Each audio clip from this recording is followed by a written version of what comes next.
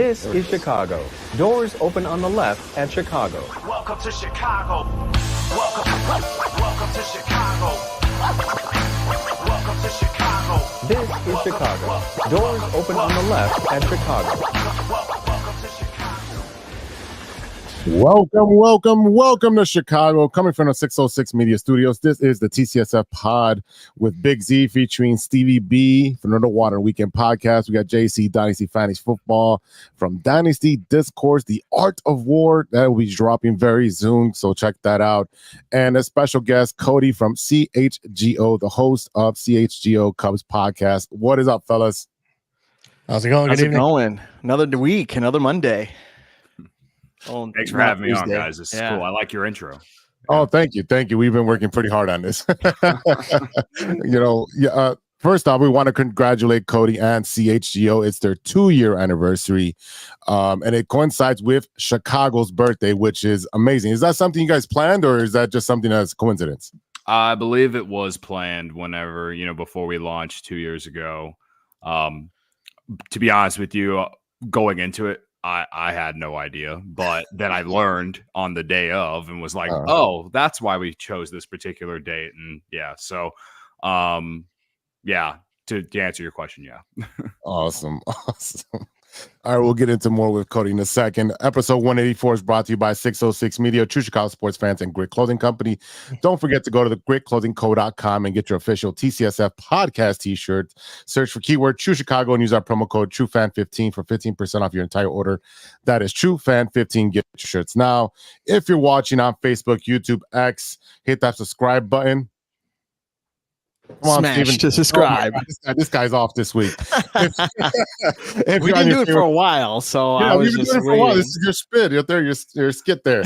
If you're on your favorite podcast, remember to give us a 5-star review. And remember, you can support the show on with a monthly subscription at anchor.fm/True Chicago Sports Fans. Go over there and click on the support button. You can subscribe for as little as 99 cents a month. And in this wild episode, you threw me off of there, Steven. Sorry. I am joined by the big three right here. And the Cubs are looking to free agency with maybe signing a familiar name. The White Sox are down a pitcher already, a starting pitcher, and the governor nixes a new stadium. The Bears wrap up in Indianapolis and finally meet up with Caleb Williams. What does that mean? And a little bit more, all that, and stirring the pot. So, without further ado, let's do a little bit of 3 up and 3 down, our baseball segment. I think I'll perplex him with my slow ball. 1, 2, 3, strike. All right, boys, let's talk some baseball. And let's start off with the only team in Chicago at this point. I'm just conceding at this point because my team just is. It's the pimple on the devil's ass. Let's talk about the good team, the Chicago Cubs, the team with an actual aspiration of actually making the playoffs. So we got Cody Bellinger that signed. The ink is dry. My man Cody from CHGO has been making after skit for over 140 days. Was that right? Over 140 days? it ended up being 147. So yeah. How did you come up with this idea of just coming up with 140 different skits, man? Oh man, dude, I was just bored. I was bored and was like, let's just start a countdown. I honestly, I wish I had started at the moment the season ended. But I didn't really start it until New Year's because it was like nothing. The only thing that happened in November was the council hire. And then we got into December and nothing was happening except for some minor league deals. I remember doing a skit celebrating the Cubs signing Jorge Alfaro to a minor league deal. That had some mixed reaction. Like a lot of people just didn't realize that I was being incredibly sarcastic about it. So then like, going into the new year and it's just like the Cubs aren't doing anything. They're starting to get criticized for not doing anything. And so I'm just gonna start counting down. And I went into the new year like with aspirations to lose weight. So I was like, that's how it started. I was like, I would be doing these like 40-second videos at the gym.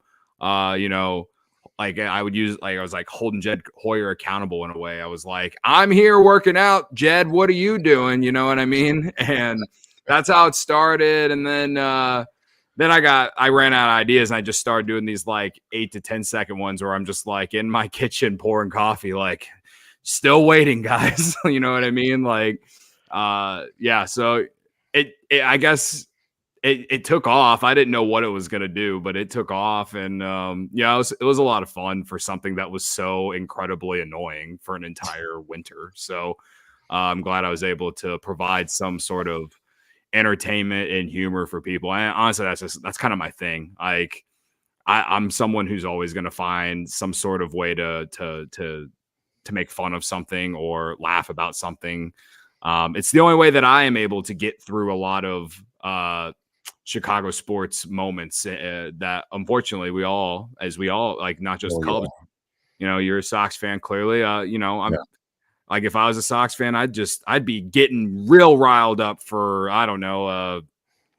I'm trying to think. I think they lost their energy. Like, I'd be getting nothing riled there. up for someone, man. I'd find Hot dog days. Like- Hot dog days. Let's go.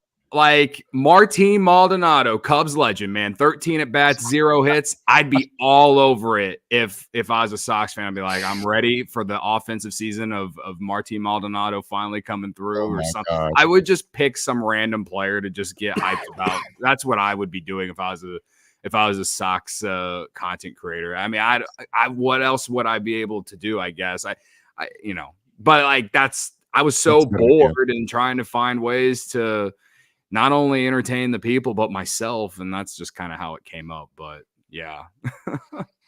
Yeah, I mean, Did you ever get a reaction? That is a lot. I mean, I don't think people understand like how that's a commitment to, like, even every day, even if it's 10 minutes. I mean, that is a commitment to not skip a single day. Right. I think so. Again, like I said, I started on New Year's Day. At that point, it was around like 114, 115 days. Mm-hmm.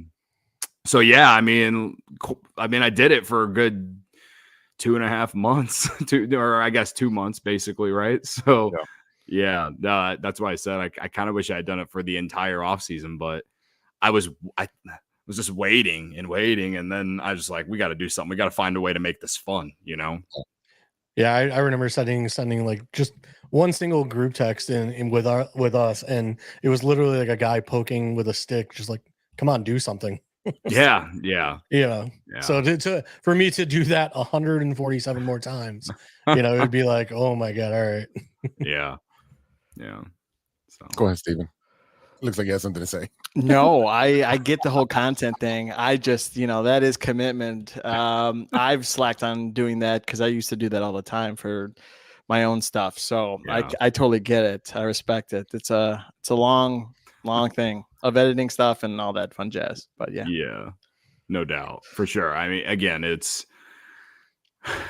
I'm blessed to be able to do what I get to do for a living, man. So I know you guys. I don't know what you guys do on the regular, but or if this is, if you guys making money doing this, whatever. I'm not here to judge. I haven't seen a cent so far from maybe he is, and he's not sharing with me. Right? Yeah. Right. He's hiding. Just opened up a can of worms that you guys didn't want to deal with, right? Like, because of my unique situation, I'm, I have a little bit more time to do these kinds of things or whatever.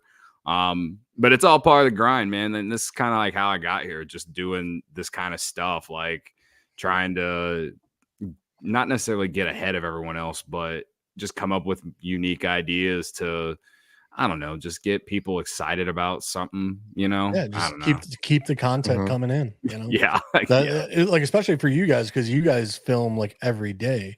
Where we're once a week. I mean, like I said, to keep that content rolling in for people, I mean, it's got to be, like I said, a grind and just every day in and out.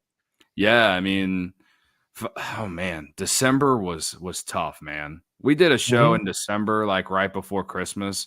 Luke came in the office in his Santa suit. And that entire hour show was just off the rails. Like, I don't even know if we really talked about the Cubs that day, because we had literally talked about everything, and you knew nothing was going to happen because it was like a couple days before Christmas. And I mean, this offseason was awful for baseball, man. Like, very slow, right? Like, so I just I just remember, peak of the offseason, like, we were just coming up with random shit. We would talk about random Cubs. We'd talk about, all these different scenarios. I think we've talked about every single type of scenario with every single player at this point. And that's the cool thing about being able to do it 5 days a week. But there are times when you legitimately run out of things to say. You feel like you're repeating yourself. You feel like you're saying the same thing, but in a different way the next day, it's like how many times can we talk about Ohtani and before like we've beaten the stuffing out of that doll. Right. And what the cool thing though is the people who like us, the people who subscribe to our YouTube channel, like the people who are quote unquote diehards, which is like our subscription program. Dude, they love it, man. They just they come back every single day, even when there's nothing to I think the real diehards, the ones that like in mid-December when the Cubs haven't done shit, but they care whether it's because they like us or because they just want to listen to people talk about the Cubs for an hour once a day. Like it's actually kind of mind blowing. Cause at that time, in early mid-December, it's the NFL playoffs are right around the corner. Right. It's college football bowl season. NBA's getting going. Baseball's very much on the back burner, but we were still bringing in, decent amount of views for the fact that no one was, or the Cubs weren't doing anything. Hell, no one in baseball was doing anything. So, I think it just goes to show just how passionate, Chicago sports fans are, man. And, I'm happy to be part of it and to help give that hour a day to someone who's just obsessed with the Cubs in my instance, right? I feel like the guys who do the Bears and the Blackhawks and the Bull show and even the Sox guys, they have this special bond with the people who watch their shows, and it's truly different from anything else in the Chicago media landscape, and I truly believe that. That's awesome. Can you and I was looking at your resume. Yeah. Tennis and golf, huh? Tennis and golf. I think you said, I think it's on the resume. Unless I got another person in here, did you were covering tennis and golf? Well, when I was in college, I worked at my school's student newspaper for a semester, and they just put me on the beat that no one wanted to do, which was men's golf and men's tennis. And I won't lie to you guys, I half-assed that shit like I've ever half-assed anything, man. Well, the thing was they wouldn't send me to these events. They never played home series. Right. They just put me on the beat that no one wanted to do, and honestly, I should probably take it off my resume. But when I was in college, I legitimately wanted to be a reporter. And I think I didn't really realize how good I was at this quote unquote media personality thing until I started my own podcast, kind of like what you guys are doing here. I started my own shit back in 2020. The worst year to start a sports podcast, but whatever. So I legitimately tried to be a reporter. I covered high school sports, as it says on my resume. I worked in radio a little bit down in Peoria for about 6 months. But it was a part-time gig, and it was more promotions. I was honestly their bitch, just walking around and doing all the shit that no one wanted to do. I was grinding, man. I was doing whatever I could to get into the industry. But I actually got really burnt out, and I kind of left for a couple years. And then whenever I decided to start my own thing, because I was actually content with my life, I transitioned to social media marketing, stuff like that. And then I missed talking about sports with my friends, because all my friends kind of moved on with their lives in terms of, getting married, having kids and stuff like that. And I'm sure that's why you guys kind of do this. You just like talking about sports with your friends and stuff. And so I started my own podcast with a buddy I went to college with. And then I got linked up with the guys over at On Tap Sportsnet, and they have a Cubs podcast. It's called Cubs on Tap. And When the pandemic really set in, I was extra bored. So I was like, what can I do to pass the time? And I got laid off by my full-time job at that time too. And I just happened to be scrolling Twitter one day and I saw that they were looking for like Cubs writers. And I was like, why not? I used to do the same thing for like Fansided like 4 years prior. And I was like, it's probably something like that. But they actually like kind of ingrained my fire again in a way. Like I actually like it felt like they all truly cared about the product and they weren't just trying to use that website as a building block to get somewhere. And I'm still friends with a handful of them over there. I love my guy Ron Luce. I will be inviting him to my wedding one day if I ever get married. But he's a really great friend of mine. He helps host the Cubs podcast, the Blackhawks podcast over there, the Bears podcast. He does everything over there. He's one of the most genuinely nice dudes I've ever met in my life. And we became super close when I was over there. And we kind of took the Cubs podcast, and at the time, the Cubs were at the end of like what everyone calls the golden era, and they were, starting to reset. I remember doing the podcast with him when Anthony Rizzo was traded, and we were both fucking broken, dude. I'd never been more sad about something related to sports in a long time. And, I remember doing that with him, and I was like, man, that's probably one of the most emotional podcasts I've ever done with another dude. And, but we were that's how close we were, man. So it was a special thing. But, to bring it back around, like I'm just explaining just how close I was with a lot of those guys. And they kind of just inserted this like newfound like energy back into me, believing that maybe I could do something in this, or at the very least, just have fun doing it. Like that's what it became for me. Is like, I was content with, the career I had put together, in social media. But I always thought, whether if it's my own podcast or helping them do their Cubs podcast, if it led to making money one day, like cool, great, awesome. But then through a lot of networking I did through doing all that, that's how I met Kevin Kaduk, who is our head of content at CHGO.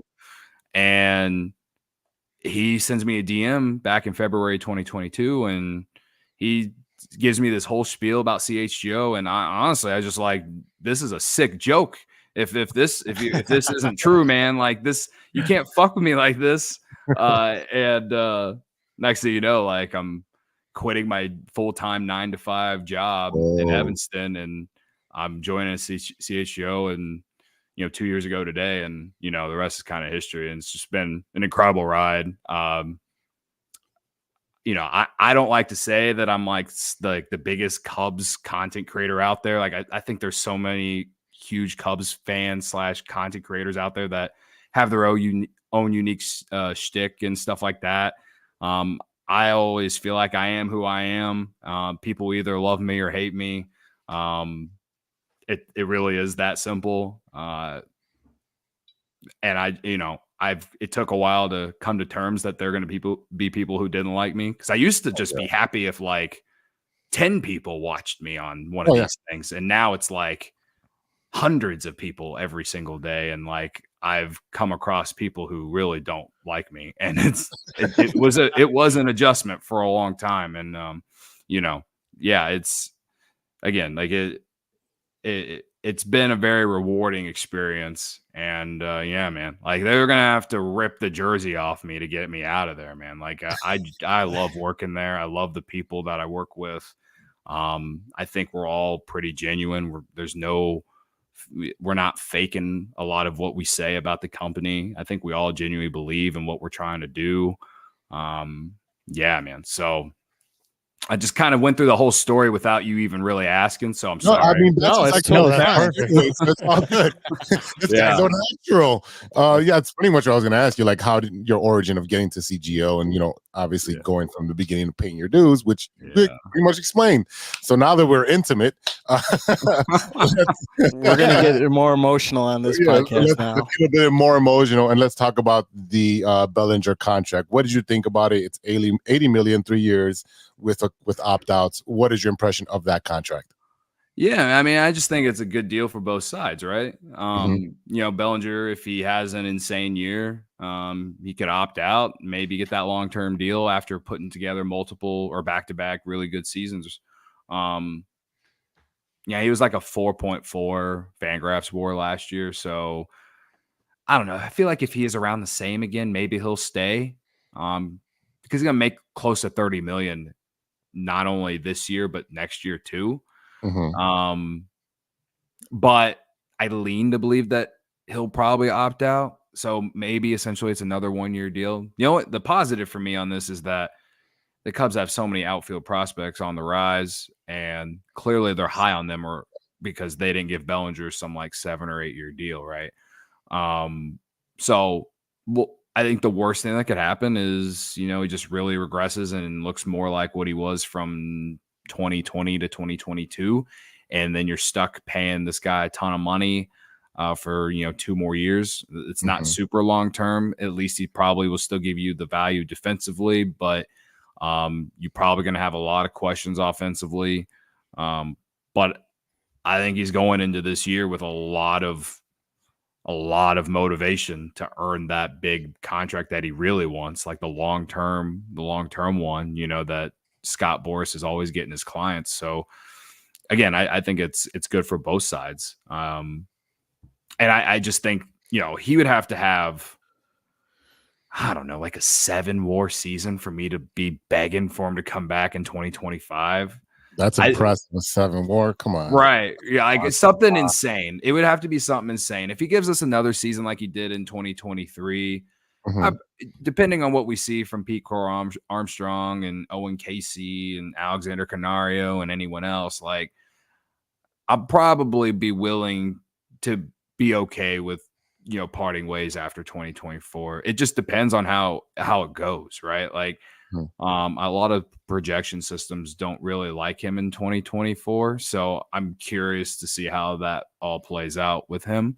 But again, he has all the motivation in the world to go out there and get that big deal. And I hope it benefits for the Cubs because, they're right now, playoffs are there, but they're going to need a lot of things to go their way that people like me and you can't sit here and just say that's going to happen. Like, we're just kind of hoping. We feel like projecting it and, this guy has a ton of potential, but we've never actually seen it, So that's what I've learned a lot about like prospects and stuff is they're not all like Chris Bryant, like he's just a generational guy. And unfortunately injuries have derailed his career at this point. But when he first came up, man, like he was great immediately, Right. And I think a lot of Cubs fans look at a guy like him or, even Kyle Schwarber, Anthony Rizzo, sure. But even Anthony Rizzo struggled like his first like year and a half or so, like before the Cubs were ever good, right? Like, you got to expect guys like PCA and Owen Casey and whoever else, like, they're going to have their ups. They're going to have their downs, man. Like, they're young players and like the league will adjust. And so it just kind of depends for me how that all kind of plays out. But I mean, for me to like be begging for him to come back in 2025, he'd have to have like an insane season, like MVP caliber season. And how do you see that happening when you have a lineup of Ian Happ, you got Suzuki, Bellinger would probably be the 3, maybe a 4. You got Morel, Swanson, Bush, Horner, Wisdom, and Gomes. That's a projected lineup that you're going to have for the Chicago Cubs. Yeah. I don't see a lot of protection there. I think Suzuki, he got hot towards the end of the year in August, but the rest of the year he wasn't there. Happ is very streaky as well. Morel's at a new position. Swanson is, obviously Swanson, he's going to be his usual self, very consistent, but is never going to have a booming year. Yeah. And then the rest of the lineup, it's just at the bottom of the lineup. There's nothing spectacular about that. Are we banking on the new manager coming from the Milwaukee Brewers over there and taking all that young talent and elevating them? Are the Cubs expecting them, the manager, to elevate this lineup with not many superstars? I definitely think the Cubs are banking on Craig Counsell to help them win a handful more games than last year. That's for sure. I mean, entering September last year, the Cubs were on pace for 90 wins, and they finished with 83. So I can't deny that. I do feel like the Cubs are going to use Craig Counsell as a way to try to extract as many or as much value out of all of their young players as they can. I have, good and bad thoughts about that because it makes you feel like you're supporting a small market team whenever the Chicago Cubs are not a small market team, but I digress. But at the same time, Craig Counsell, to me, he always did so much with not necessarily so little, but just like you look at Milwaukee and you're like, how are they doing this? Like, okay, they had the pitching, right? They always had Corbin Burns and Brandon Woodruff, Freddie Peralta. Like, they were able to develop pitching. They had Josh Hader. Then they developed Devin Williams. They were able to piece a bullpen together really well. He managed a bullpen really well. You always just question, like, are they ever going to have the offense though? Especially after Christian Yelich kind of fell off from his MVP caliber self. Last year I felt like their offense probably did take a little bit of a step forward because they added Contreras. And they have some young guys too that came up. I know Garrett Mitchell, they're high on him. Sal Frelick, Jackson Chourio is going to be on their team this year. Who they already, they gave they paid him already and he hasn't even played an inning. Right. But as far as last year, they had some guys. Joey Weimer is a guy that they really like. He can hit the ball really far, but the question is he going to hit the ball? But either way, he was able to take a lot of these young guys and just put them in position to succeed.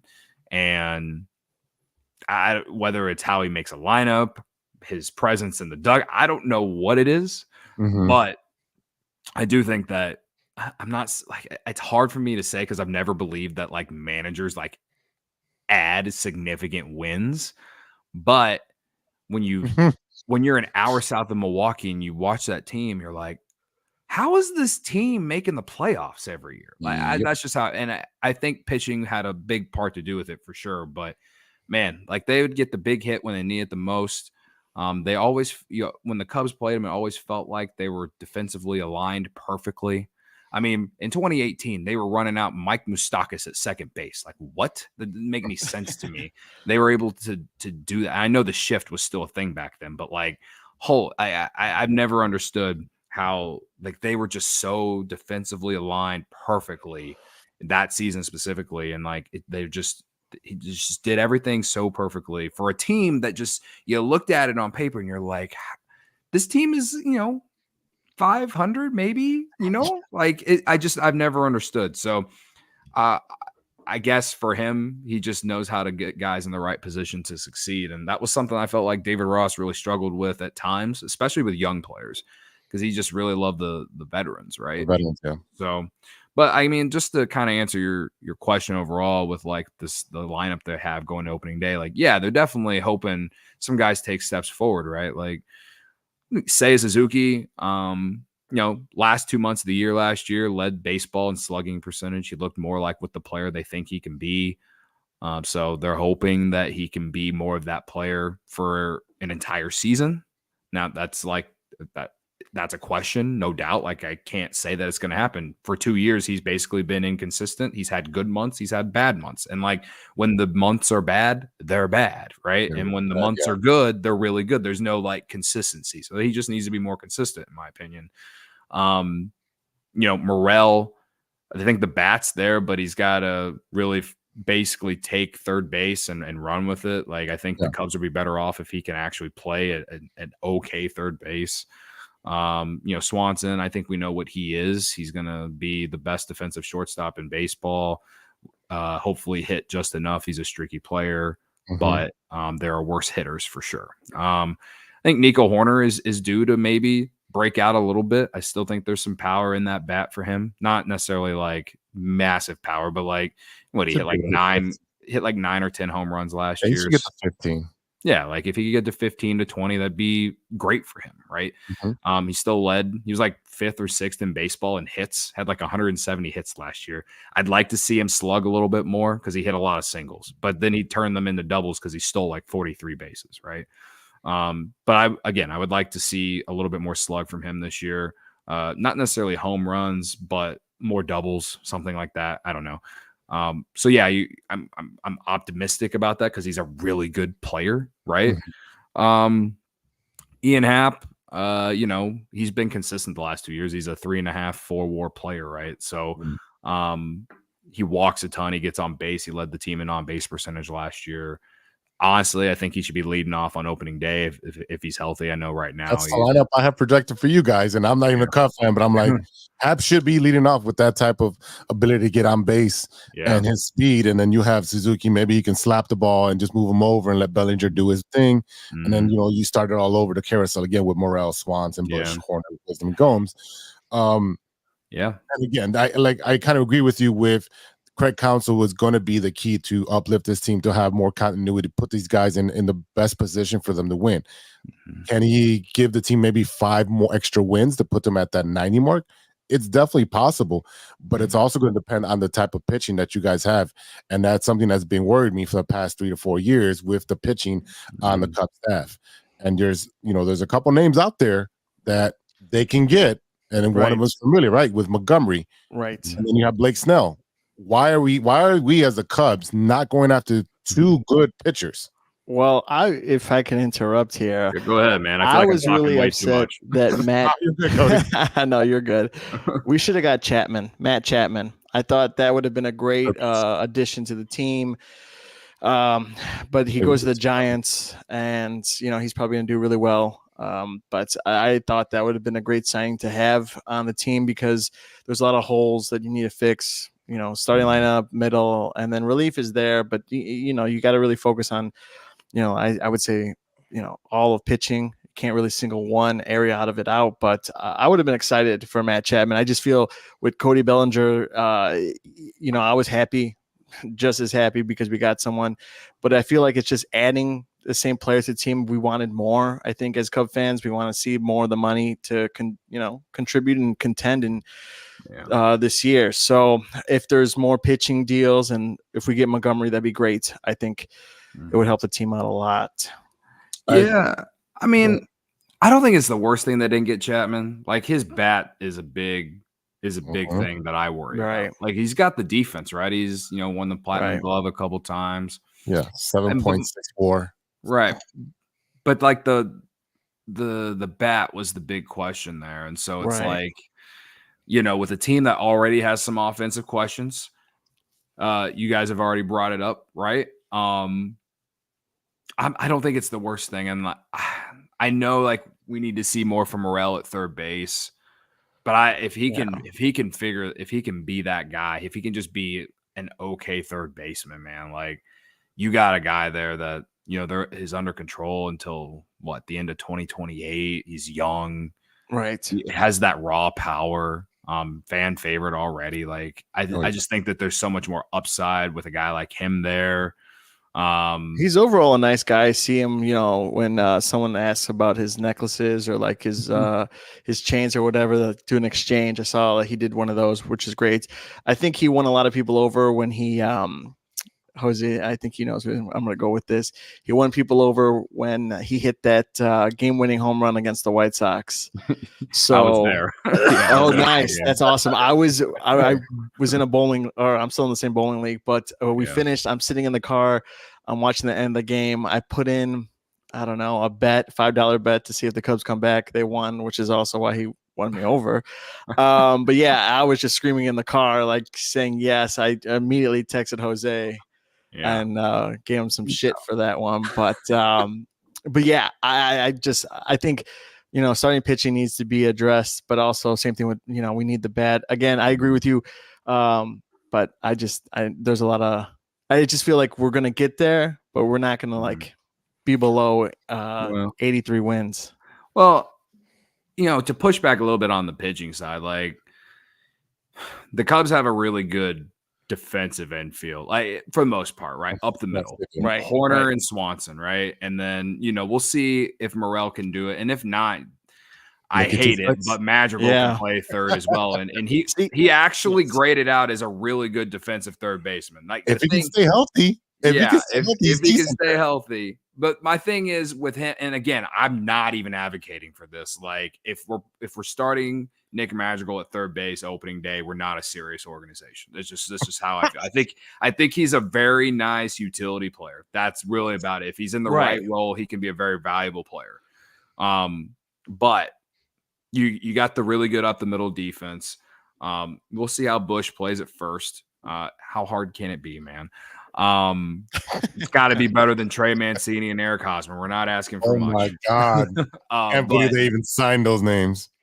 But, the Cubs pitching staff has a lot of guys who can get ground balls. So if we're, hitting a lot of ground balls with Swanson or Horner, you're getting outs one way or another. The only thing that I'm kind of worried about, and this was the thing last year, was that they just didn't strike out a ton of guys. They're hoping that Imanaga can be that guy because he did that in Japan. The thing is that it's year one coming from Japan. Right. And will he transition well to the major league game? It's a big question, right? I mean, you can say the same thing about Yamamoto too. I know he looks filthy and like he's getting a ton of hype, and rightfully so. I mean, he's super young and has so much potential.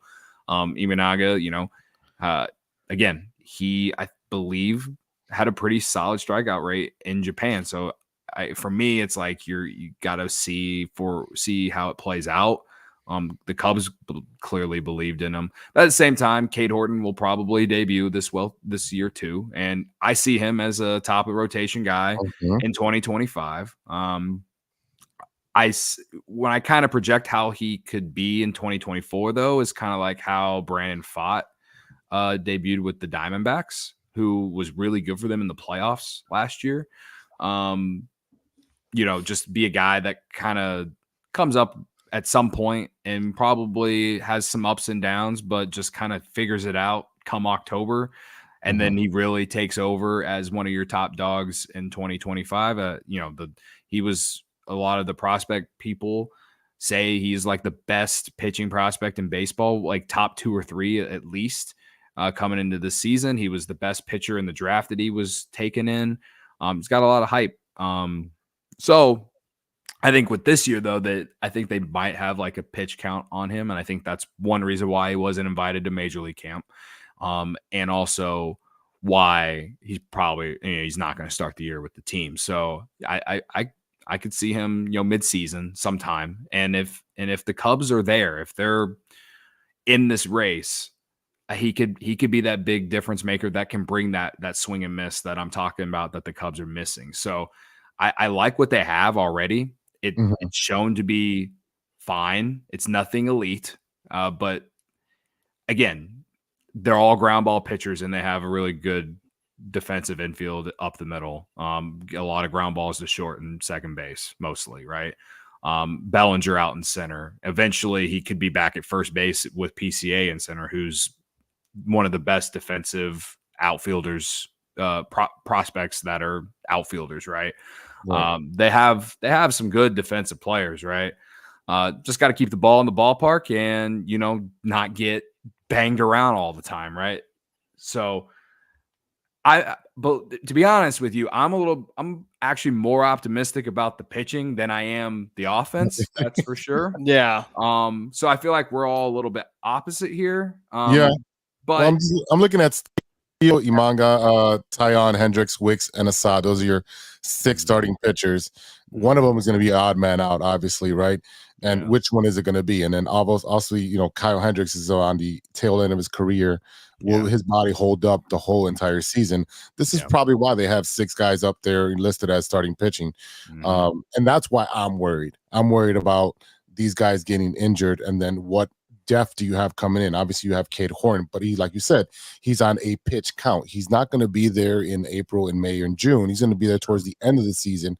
He might be a long relief guy. He might come in for a doubleheader, just get some innings in, just get into that throwing motion and getting him used to major league hitting. That's where I see that going. Where I'm worried about is a starting pitcher, because Imagna is a player we don't know. Yeah. How will MLB adjust to him, and how fast will they adjust to him? And then he has got to make the adjustment, right? And then it's just steel. Is it good steel or bad steel? Is it Man of Steel or Jesus? Stainless steel. Stainless steel. So I mean, I have to watch a lot of Cubs games because my team is horrible. So I have to watch Cubs game to, lift my spirits and see a winning team. Yeah. So I have to be knowledgeable about these players. And that's what worries me. For me, it's the pitching. It was the pitching last year and it's the pitching again this year. I think defensively and then with a good manager is going to put you in good positions. I think the offense is going to be sustainable. And I also think that they will be making a big splash come trade deadline because they will be in the hunt. Yeah, I mean, as far as Steele, I mean, he was pretty consistent all of last year. I think in September he started to fall off because it was the first year, like the most innings he ever pitched in his career. Mm-hmm. So, it was a learning experience for him. But the one thing that I don't feel like enough people are saying about Craig Counsell is when he was in Milwaukee, he gave the guys in that rotation extra days off all the time. Mm-hmm. And they would run multiple starting pit. Like it wasn't just the set five. And that's where I think the value in a guy like Javier Assad, Hayden Wesneski as well. Yeah, Wesneski. Eventually Cade Horton will. I think Cade Horton is a July or August type guy. We'll see. Drew Smiley, whatever, maybe. Like there's again, I just named 3 guys, 2 of them that I feel okay in spot starts. They're not going to be in the rotation. They'll be fine. I think Jordan Wicks is going to get that 5th spot. And, just like Imanaga, it's going to be a roller coaster with him at first. At least it might feel like one because, again, he's never pitched a full season. But that he's been a starter his entire career. He, went to Kansas State. He was a starter there. He was a starter throughout the entire his entire minor league career coming through the Cubs system. So I think that's how the Cubs are going to use him as a starter. So I think he's pretty much going to have that spot because if not, I think they send him to Iowa. And I assume maybe Assad would take that spot. I just don't think they're going to do that. So again, I think for them to be able to give guys some extra rest to get through a season, they will utilize having these extra starting pitchers. And, I say that because Jed Hoyer and Craig Counsell themselves have, kind of gone on record saying that you need more than just 5 guys now. And I know that those names aren't exactly like fancy, but again, like he did this in Milwaukee with guys that you've never heard of too. So I will say Assad kind of came into his own last year. He, like David Ross, put him in like every single role possible. And I think he impressed a lot of Cubs fans. So, he's coming into a year now where I think there's a little bit higher expectations, but I think the cool thing about him is that he just takes any role that the Cubs put him in and he just kind of embraces the opportunity. He also pitched in the World Baseball Classic last year and he was on Team Mexico. I watched him just go through Team USA in one of the innings that he pitched. And so he's got the stuff. And he had some games where he did start last year where you were like, wow, like where did this come from? So again, they don't have that bona fide number 1 starter. I think Cade Horton can be that in 2025, but I think that they're really going to utilize that defense they have, and they're just going to ask their starters to keep them in games. And I do think Craig Counsell will utilize guys like Assad and Wesneski, and maybe even Drew Smiley as, guys who can give them spot starts in certain parts of the season to, give guys extra rest so they can get through the season. A guy like Justin Steele who can, go into September and not be exhausted from, pitching every 5th day, stuff like that. So it sounds soft. I know, because I'm so used to as a kid to just see guys go out there and pitch 200 innings, but it's just not Terry Wood. Yeah. Man. It just isn't. Like you can look at Baseball Reference, whatever, and just look at pitchers like these last handful of years. It's like you can count them on 2 hands at most of the amount of guys pitching 200 innings anymore. If your guy gives you 150 innings, that's like really good in today's age, right? Right. So I agree. That's like basically what I'm asking for a lot of these guys in the Cubs rotation to give them. So, obviously Tyone is kind of a toss-up. Like you're hoping he bounces back. Kyle Hendricks, yeah, he's older, but he's thrown 89 his entire career. Like he does everything based off location, ground ball pitcher. He's Greg Maddux. Yeah. Right. Well, let me bring up a name right quick because we've been talking about this for a couple weeks now.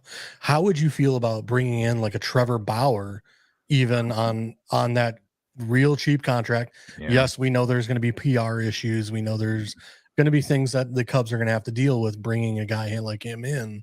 Yeah. But he would be able, like you said, to fill in some of those extra games, fill in some of those innings.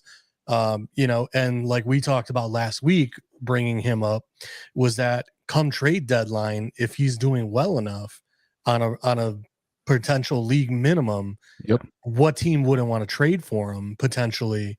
Yeah. So it's one of those where we have a guy that's coming in, he's filling in here and there, doing really well. Mm-hmm. He's showing the league, hey, I still got some stuff left that I can still be a productive pitcher. And the Cubs, like I said, at trade deadline, potentially we could trade him for some future prospects or, get some cap relief or, whatever we want to do to get some stuff down the road. Man, I've been asked about Trevor Bauer a ton. Going back and forth for the past 2-3 weeks.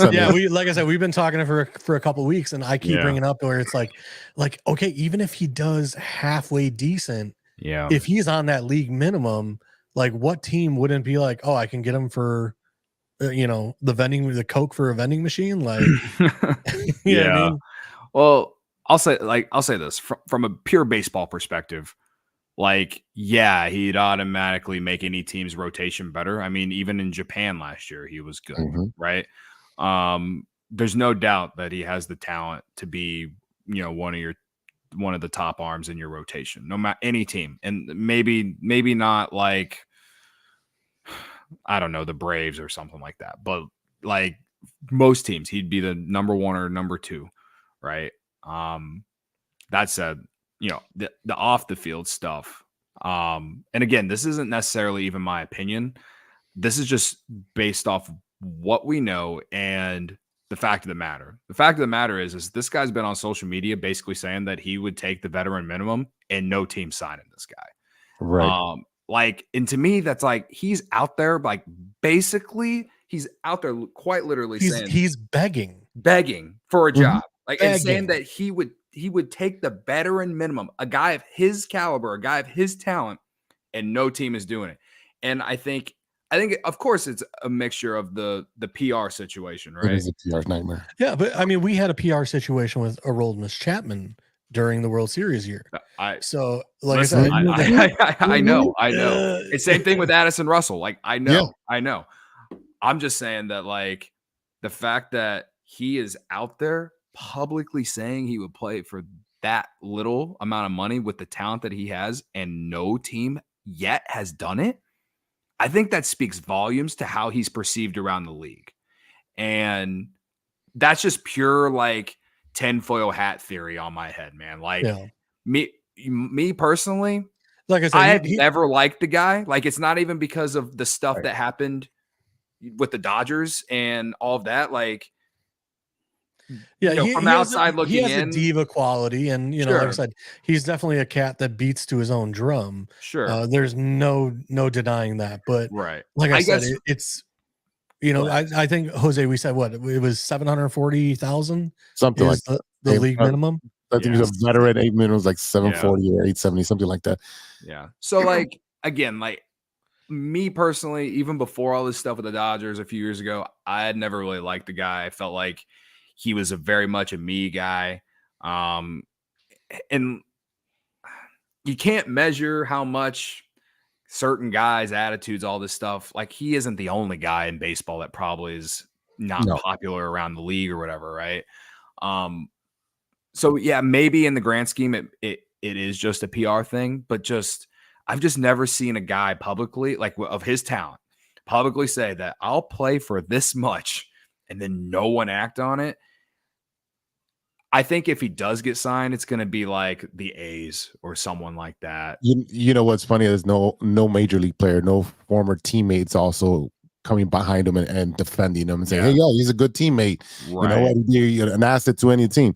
The Right. White Sox need a pitcher. Come on, just sign him over there. No one's going to watch him anyways. So just put him on there. And pay them in $1 hot dogs. I don't care what you do. Let's get a winning culture on the South Side too. Yeah, I get why like fans want him on their team, whether it's Cubs fans or Sox fans. Man, like the guy clearly has talent. He's clearly one of the best pitchers in the league over the last handful of years, right? But like I just think teams are looking at it so completely different than how fans are, and to me, the fact that it's March 4th and he hasn't signed with a team yet, like I'm surprised he hasn't just decided to go back to Japan yet. Like it, and I think it has everything to do with PR and just his reputation around the league. Because, like you said, no one's sticking up for him, and no team has signed him. I think it has everything to do with that. So, like from a pure baseball perspective, sure, I'd love to have the guy in the Cubs rotation, but if from my side, where I don't know how he's perceived, like by front offices and players around the league, all I can take is what I'm seeing, and that is the fact that no team is giving him the opportunity, despite the fact that he's saying he'd play for less than $1 million for a season, and the fact that no player around the league is really sticking up for him either. So to me, it just screams a lot of red flags, man. Yeah. Like I said, I mean, my only thing is, like I said, to me, like even if I were a GM, it would be like, all right, will you really take the minimum? Because I'm reaching out to you. Will you take the minimum? Because if you're willing to take the minimum, I'm willing to roll the dice, because even at $740,000, listen, you come in week 1 and you start stirring the pot, I'll just kick you to the side of the road. Sure. $740,000 in the grand scheme of things, who cares? Right. It's when salaries are, $30-40 million a year. Hey, I'll risk $1 million, but like I said, we were talking last week where, again, the guy was going through a court case for 2 years, basically, whether things got swept under the rug, whatever. We're not going to talk about that and discuss that. But the bottom line is, I said last week, sometimes when you get kicked down and you get beat down, and unfortunately lawyer costs will do that to you. And, as he said in one of his interviews, is that his war chest has been greatly diminished because he was paying for his own court cases. Sometimes that'll straighten up your attitude a little bit. So sure. Like I said, maybe he has come to the realization of like, hey, this is what I want to do. Like, I love pitching. I love being a Major League Baseball player. I got to get my shit straight. Yeah. So that I can get back on a team. So, yeah, even if it's not with the Cubs, I hope he, gets on a team somewhere where, he can maybe get his life back on track and prove that, I was a diva once, and now I'm ready to be a team player. It's his last chance. I really believe that if he doesn't get signed by the MLB, he's going to be in Korea and then Mexico and then the Dominican for the rest of his career, because MLB is not going to touch him ever again if they don't sign him this year. I'm with you. Like I'm someone who believes. I believe in. Yeah, I'm someone who believes in like second chances and all of this stuff. I genuinely am. I think when it comes to him though, like even before all this stuff with the Dodgers a few years ago, like he was kind of a controversial player because of the things he did on social media. Some of his on-field antics too. Like I know his whole shtick was about growing the game and being different and like trying to, get people talking about the game because of just a lot of the stuff that he would do. Right. But I don't know. Like to me, it just never made me feel like, oh, this is making me more interested in the Cleveland Indians or Guardians, whatever they were at that point. Right. Like I just felt like a lot of the shit he did was just for his own like brand building or whatever. And, to me, it was an old shtick. And to me, it's like, dude, you're a professional athlete. You're making millions of dollars. Like, just go out there and play the game, But, like if a team signs him, listen, especially if it's like a team that's going to be bad and they're just going to try and sign him to potentially trade him at the deadline to get some prospects. Mhm. It will be interesting to see who actually is interested in him in July. Or if that doesn't happen, it'll be interesting to see what happens if we get into like May and a contender, has some injuries or whatever, and they're like, all right, we have to consider this, So I don't think the Cubs are going to be part of any of that because they're not a real contender for like the World Series, at least. I think things would be different if they really were a World Series contender in some aspects. Again, like you mentioned, they went out and traded for Aroldis Chapman in 2016, right? They knew that team was a closer away, right? Like I just don't think the Cubs are at a point where they want to deal with that kind of PR nightmare at the end of the day. And we as fans can sit here and criticize it if they don't win, I guess. To me, I probably won't criticize it. But I don't blame fans for wanting the guy from a pure baseball perspective. No, not at all.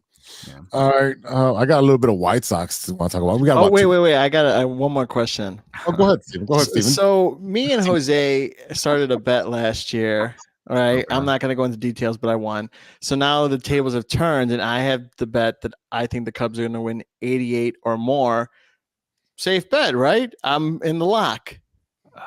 You're asking me if I'm taking the over on 88 wins? Yeah.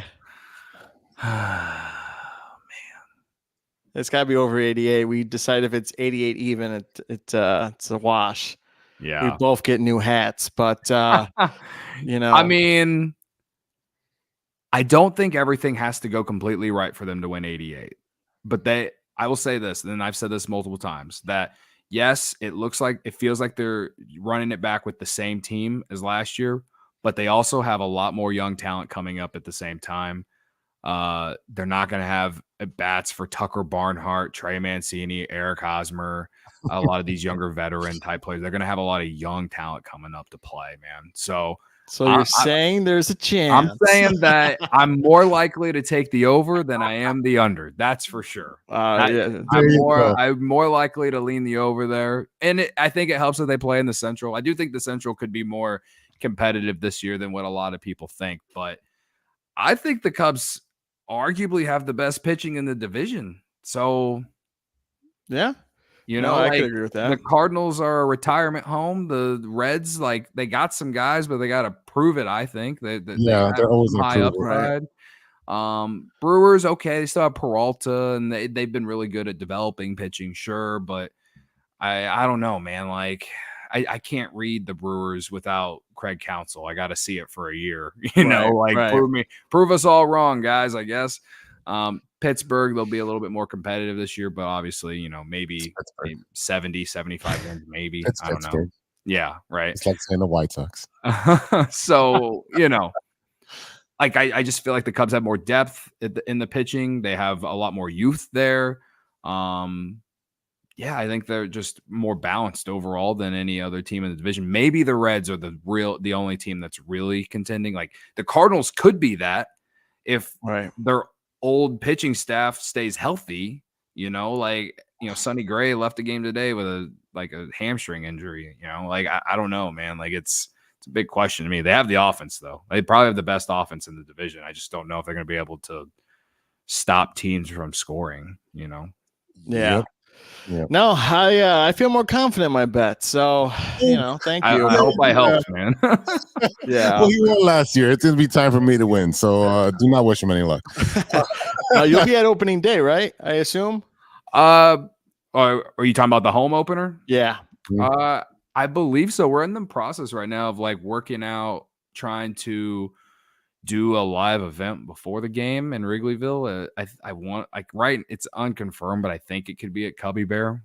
It's not sure, but okay. Yeah, we did the same thing last year as a country club, but I do know opening day, actual opening day when they open up in Texas, I believe we'll be at country club again for a watch party type thing. So, okay. Yeah.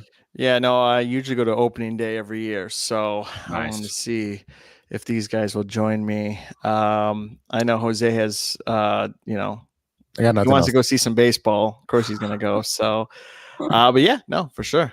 Just thought I'd throw it out there. I love opening day. It's that's the only day pretty much to take off work unless I'm sick. But you know, yeah, man, it's the best. I love baseball season, obviously. yeah. I think we're all good baseball fans. All right, my quick White Sox Nuggets. They're down a pitcher. Jesse Schultz tears his UCL, needs Tommy John. In response to this, the Sox acquired Bailey Horn from the Cubs in exchange for right-handed pitcher Matthew Thompson. Horn was actually drafted in 2019 by the White Sox, and now they're getting him back. So, the Ryan Tepera trade. Exactly. Yeah, exactly. He was good for us. Here's my one question for you, really regarding the White Sox. Like, what are your thoughts on this whole stadium thing? Because I'm so fed up with Jerry, and I say this as a Bulls fan, honestly. Oh yeah, same. Like I just think it's bullshit that he's asking the state to pay for another stadium when we're still paying for the sell, man. Like what is this? What is that? Again, it's greed. He's senile. It's really bad because he is trapped in 1980, obviously by hiring Tommy Lasorda or LaRussa. Sorry, it's just he's just stuck in that time where he thinks he can spend a little bit of my money and create a good team. The 05 Sox where lightning in a bottle. That's what that was. And thank you. I got a World Series. I got to see my team win one. But they've never had sustained success. And all he does is collect check after check because of the shared revenue. So he's like the Pittsburgh Pirates, where I can put a crappy team and sell dollar hot dogs and, provide bobbleheads and fill the stadium for a day or two, and I'm going to make my money. And that's all he really cares about. He does not care about this White Sox team. He wants to maximize everything by not paying for anything. He has a sweetheart deal. He's not paying any rent at the sell. Yeah. And we're still paying on the bonds for the sell. And what they wanted to do was extend the bonds 30 to 40 years to pay for the new stadium. And Jerry's not going to put up $900 million out of his own money. I'll tell you that right now. He's not doing that. I didn't think so either.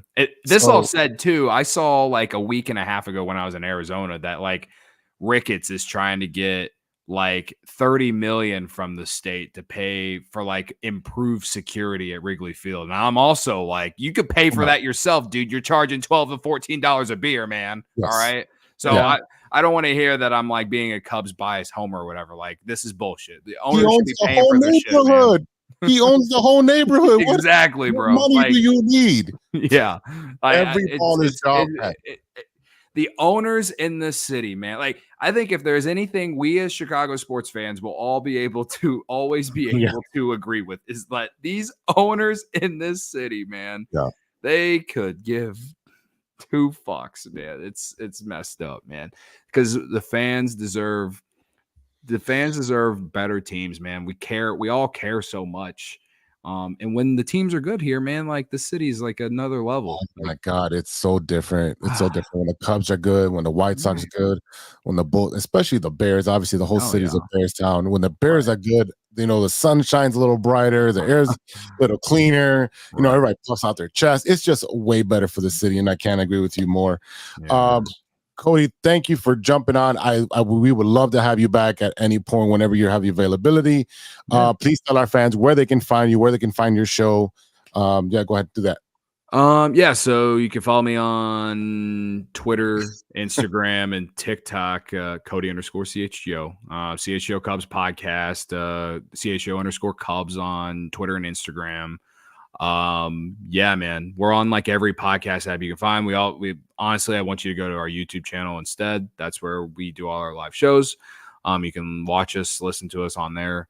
But if you're more of like an audio person, you can find us on any podcast app. So I think that pretty much sums it up. But yeah, I appreciate you guys having me on, man. This was fun. I'm always it's nice meeting you, man. Yeah, no, you guys are awesome. I wish you guys best of luck with this and whatever you're trying to do with it. I really do respect the people who do this and are, whether it's just for fun or if you're trying to build it into something like I really do give a lot of respect to the people who, are doing this kind of stuff, because it's like you're putting yourself out there, and you're putting yourself out there for the internet to judge and to, either rip you apart or celebrate you, whatever. Either way, sometimes it can really affect your mental health and shit like that. So yeah, I commend it. And, again, if you guys are just sit in your garage, talking ball, whatever it is, that's what it is. Great. Awesome. You get to talk sports just for fun, and you do it with your friends or whatever.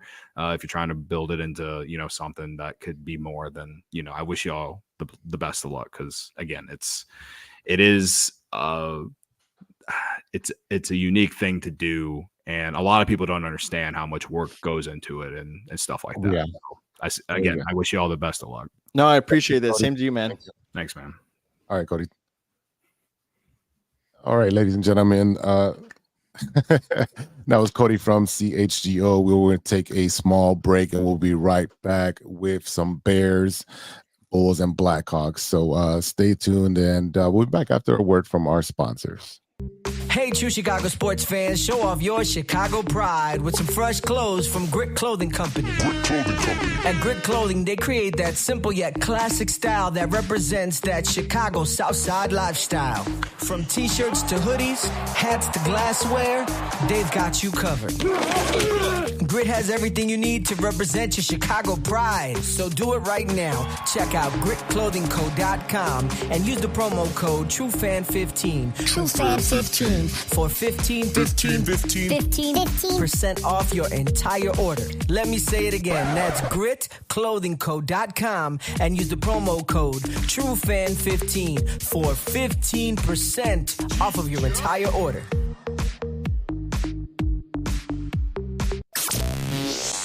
Hey guys, it's Steven. And this is Sean, and you are listening to True Chicago Sports Fans. Don't forget to listen to Nowhere on the Weekend. New episodes on Monday. You can find us anywhere you listen to podcasts. Yeah, so we're going to go do a couple of shots. So let's kick it back over to Big Z. Welcome back to True Chicago Sports Fans Podcast with Big Z. That was a great time over there with Cody from CHGO. Thank you, buddy, for coming on the show and breaking down the Cubs. Oh, I still got this up here. Hit the button. There we go. All right, Stevie-B just relieved himself. Hopefully he washed his hands. Never. No, I'm kidding. And boys, I got to surprise in that whole no water. Boys, I definitely got a surprise for you, and I want to welcome back one of the original co-hosts and co-founders of the show. We got E-Rock back in the building, and he is live. Holy Jesus! It is thunderstorming outside, and we got He's alive. He's alive. Oh shit, man! Listen, last time I was on the show, Victory Auto Records was still in business. Oh boy. E-Rock, it's a pleasure to have you back. Oh my God, you've been missed. You know what? This is I'm all fumbled up. I wanted to have you on just for the Bears segment and the Bulls, because those are the two teams you rant on the most. And you and JC are my football nerds, and when I need to talk football, I defer to you guys, because that is your sport. And you know what? What is your impression of what the Bears are going to do? Because I know we've been talking about it for weeks, but I want to know what you think of what the Bears are going to do, E-Rock. Let me tell you something. First of all, I am sick and tired of hearing all about Caleb Williams and Justin Fields. I am so tired about it. Now, here's the thing, and I'm going to state the obvious real quick, and I think we all know that if the Bears did not have the number one pick, this would not be a topic of discussion whatsoever. Not even a little bit. You would roll with Justin. You would get a wide receiver or a lineman like Joe Alt at the number 9 spot, and you would keep rolling, right? It's such a unique situation for the Bears to have the number 1 overall pick and have a 7-10 record last season. Caleb Williams is going to come into this team. There's no way about it. Ryan Pohl's entire career is going to be defined by this move. Right? So there's no way that he can not draft Caleb Williams. All the hype, everything we've been hearing ever since we knew that the Bears are going to have a number 1 pick. Now, I think Justin Fields is going to end up in Atlanta. He's going to go home.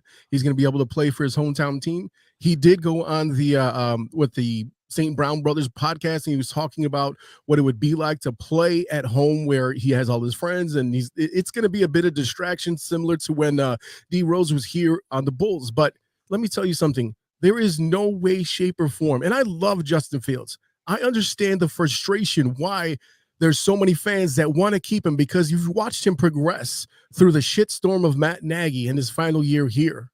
And then see him over here in the muddling, walking through all the mud with the first year of Eberflus, not knowing what's going to happen, knowing that this team is going to be terrible. And 2 seasons ago, and then last year you saw his progression, right? You saw him come into his own to a certain extent. DJ Moore, his chemistry with him, Cole Kmet get better, but they still need to protect him. Right. I think that the shame of it all is that we're getting to the point where we're actually seeing, and I will say, I'm pretty sure that most Bears fans would agree that you got very excited when the Bears drafted Justin Fields, thinking of him as being the new franchise quarterback. I mentioned 2 years ago on this very program that he would be the first superstar quarterback you've ever seen on the Bears, with the commercials and how you see all of these guys on TV all the time. Even Baker Mayfield had all those commercials. Now he's going to be gone, right? I'm going to root for him wherever he goes. I've been a fan of his since high school when he was on QB1 on Netflix, right? But there's no way that Ryan Poles is going to pass on Caleb Williams. JC, you got the floor. Sorry, I'm just looking at one of our commenters that just commented he does not want a quarterback under 6'2". Mike Bailey, let me ask you a question there. Would you take Drew Brees? Yeah, I think we would. So I don't care anything about a quarterback under 6'2". All right. As long as they got the talent, I will take them. All right. As for Caleb Williams, look, I've been on record. I'm over the drama as well. I'm so sick and tired of hearing about him. Hopefully he does not get drafted at number 1 and we take MSJ, and then we can watch him cry in his mom's shoulder again during the Okay. I'm gonna take issue with that right there. You talking about a college kid. This is a kid, right? Crying in his mom's shoulder because whatever happened. Who gives a shit? Let me tell you something.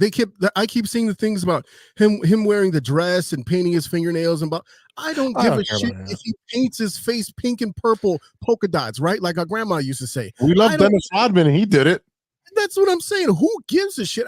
You're going to tell me that you got a guy. Everyone wanted to rail on Jay Cutler because he was such a dick on the sidelines. You got a kid who's not afraid to show his emotion, be like, oh, no, why would we want a guy that shows emotion? What kind of bullshit is that? That's nonsense. Who cares if he's crying to his mom? Who cares? That shows that he's passionate about the fact that something went wrong or something went right. That's a good thing to have. Sorry, I'm watching Mike Bailey again. How about Steve Young? Steve Young? No, Steve Young? No. All right, we'll continue. I could do this all day long. There's plenty of quarterbacks under 6'2". Russell Wilson. Yeah. No. Russell Wilson not now. The biggest cap hit in history, $85 million. Let me tell you something. Well, I've been gearing up because I haven't been on the show in 6 months, right? I've been focusing on softball. He's backed up, ladies and gentlemen. He's backed up. That's all I've been doing is softball for 6 months, okay? $85 million. The largest cap hit in NFL history is more than Aaron Rodgers and Matt Ryan's buyout combined. Okay, I don't want to hear shit about Russell Wilson.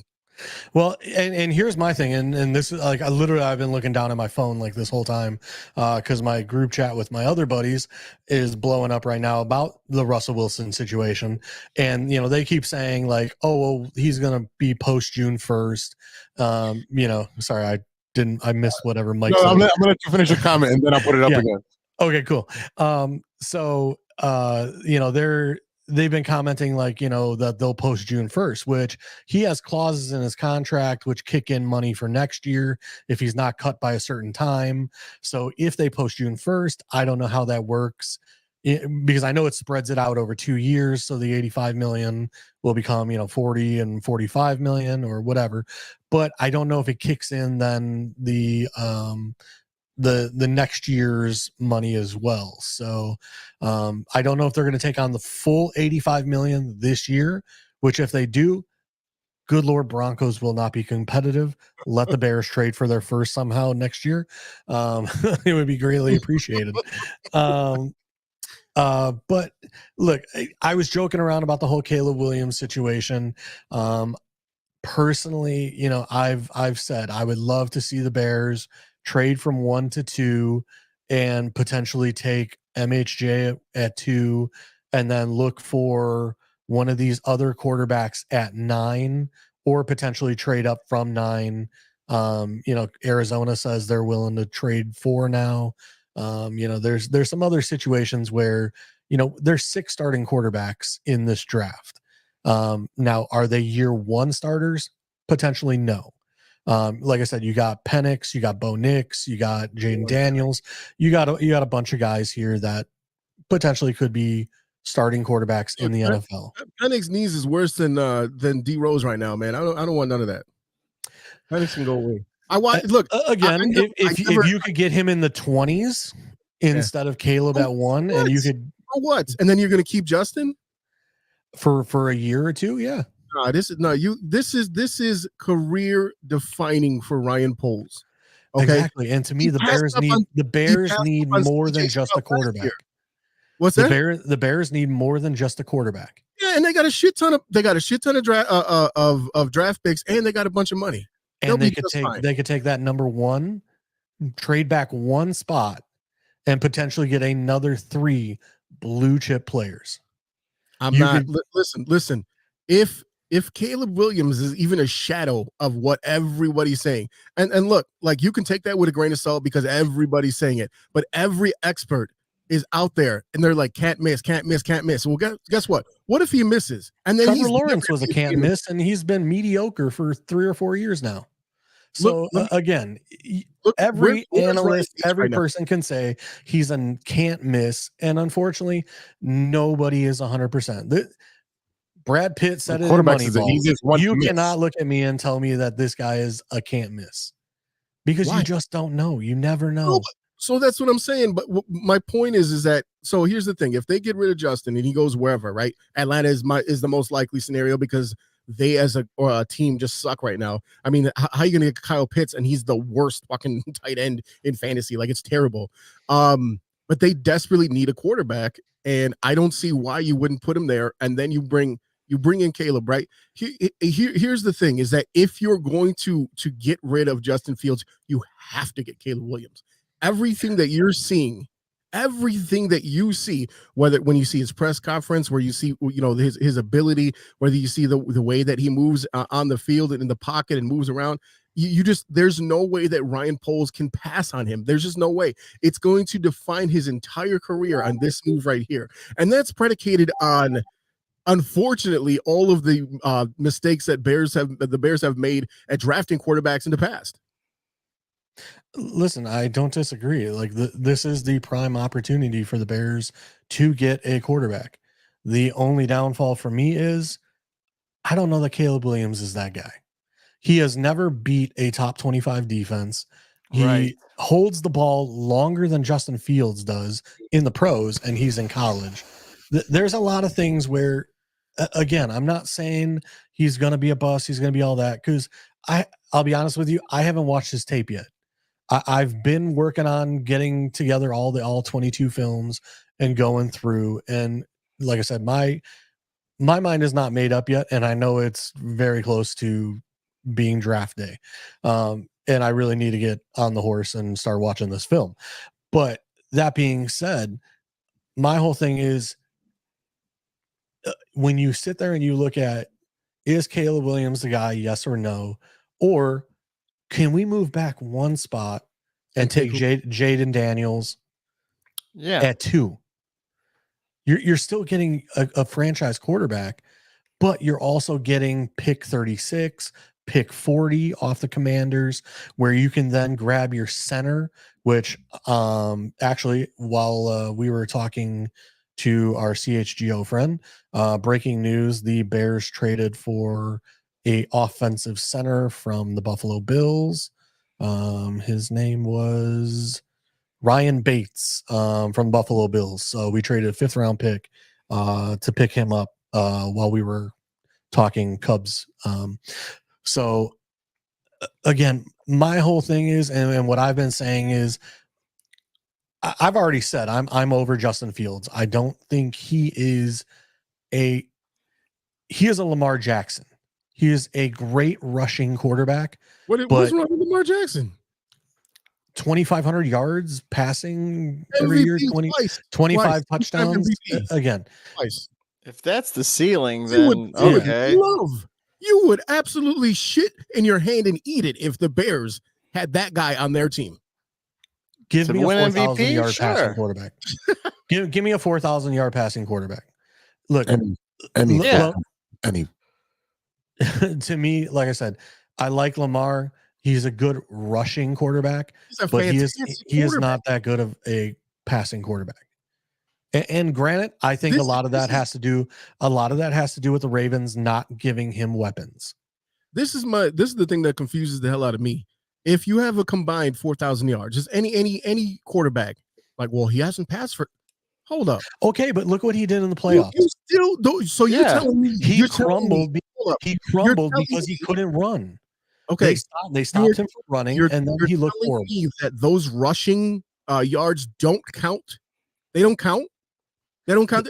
When you look at his career, and it says all of his yards, all of the yards that he's got in his career, you're going to tell me that those rushing, they're like, no, those don't count. He didn't actually gain those yards.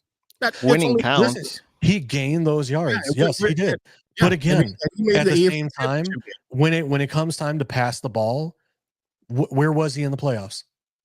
Because once you get into those playoffs, they're going to stop you. They're going to stop you from rushing. They're going to stop you from rushing, and he can't win the playoffs. Right. When was the last time the Chicago Bears were in the playoffs or even thought about the playoffs? Double doink. He was their quarterback. Right. Oh, wait. Wasn't the guy that was a can't miss? Wasn't Trubisky a can't miss on everybody's top 5 projections too? No. He wasn't on my top 5. No, I'm saying we're talking about the extras, right? Mel Kiper and everybody else. Deshaun Watson was the can't miss, and that's why I tell you, he was in top 5. These can't miss guys. Right, that's what I'm saying. The quarterback is the hardest one to predict to be a top, can't miss unless it's Peyton Manning. The rest of that, the quarterbacks in that draft class are not very good. You're talking about Deshaun Kaiser, somebody I forgot who it was, but they had Notre Dame quarterback Deshaun Kaiser as one of the top picks. Okay. Right. It was not a very strong draft class. No, it wasn't. You know what I mean? You're talking about Mr. Mr. Asian Massage, and then you got Mahomes. Sean Watson and Mahomes. Right, exactly. That was the whole draft class. I mean, let's be honest. Yeah. So I mean, I wouldn't have taken Trubisky, that's for sure. No. Yeah. I mean, it look. I always gave, whether you like to pick or not, I always gave Ryan Pace his props for it. If that was the guy that you wanted, you went and got him. Fine. Now you got to make it work. It didn't work, and now he's Atlanta and being an assistant. It is what it is. But I'm just saying, I don't see. And granted, everyone has their own 2 cents they want to put in, right? You feel like they should go after a different quarterback if they're going to go for a quarterback, or just just keep Fields and just keep rolling the way you are right now. Whatever it is. But what I'm telling you right now is that there's no way that Ryan Poles is going to do that. He's going to pick Caleb Williams, point blank. That's it. I mean, there's no way. You got a young guy who is in his first GM job, who's trying to basically, I mean, aside from Chase Claypool, he has done a pretty damn good job. So I don't see any scenario where he's not going to draft Caleb. I just don't see it. Well, like Eddie said, it really is going to come down to what decision he makes, and he's going to have to stick with it because it's going to be a career-defining moment. If Caleb is everything that everyone says he is, then he's going to look like a hero who resurrected the Bulls from the ashes. I mean, the Bears from the ashes. And if he fails, he'll be down in Atlanta being an assistant as well. That's exactly what's going to happen, right? And then the problem is if he's bad, then we go through the cycle again of being mediocre and going through the cycle of firing a coach, hiring a GM, and just that whole cycle that we've been doing for the last 20 years where it's been ass backwards. So it's a lot. It's a lot, and everyone's got their opinion. Everyone's going to continue to say the same exact things over and over until we draft. We don't know I'm excited for free agents. We got a lot of money in free agency, and I really think those are going to be the first dominoes to set the pace of what he's going to do as a GM. Right. Are we trading? Are we, once the window opens, are we trading Justin Fields? Boom. All right. Who are we signing in free agency to shore up a wide receiver if we're not going to draft one, which I think we should draft first before we do that's the next thing that I wanted to get to, because Mike Evans did end up signing with Tampa Bay for a 2-year, $52 million extension. 30 years old, like one of the he has most yards and whatever it is. I mean, look, you know what he reminds me of is, if you go way back in the Wayback Machine, of Vincent Jackson when he left the Chargers and ended up going. I think he ended up in Tampa, right? I think it would have been the same scenario for Mike Evans if he would have left his team that he was drafted by. And I think it was a good decision for him, and I think it was a good decision because I don't know how much money he would have got in the open market. Well, I think it's good for him continuity wise as well. Just to because they're going to bring back Baker Mayfield. So again, I think it'll be really good for him to just continuity wise, city wise, everything. It worked out perfectly for him.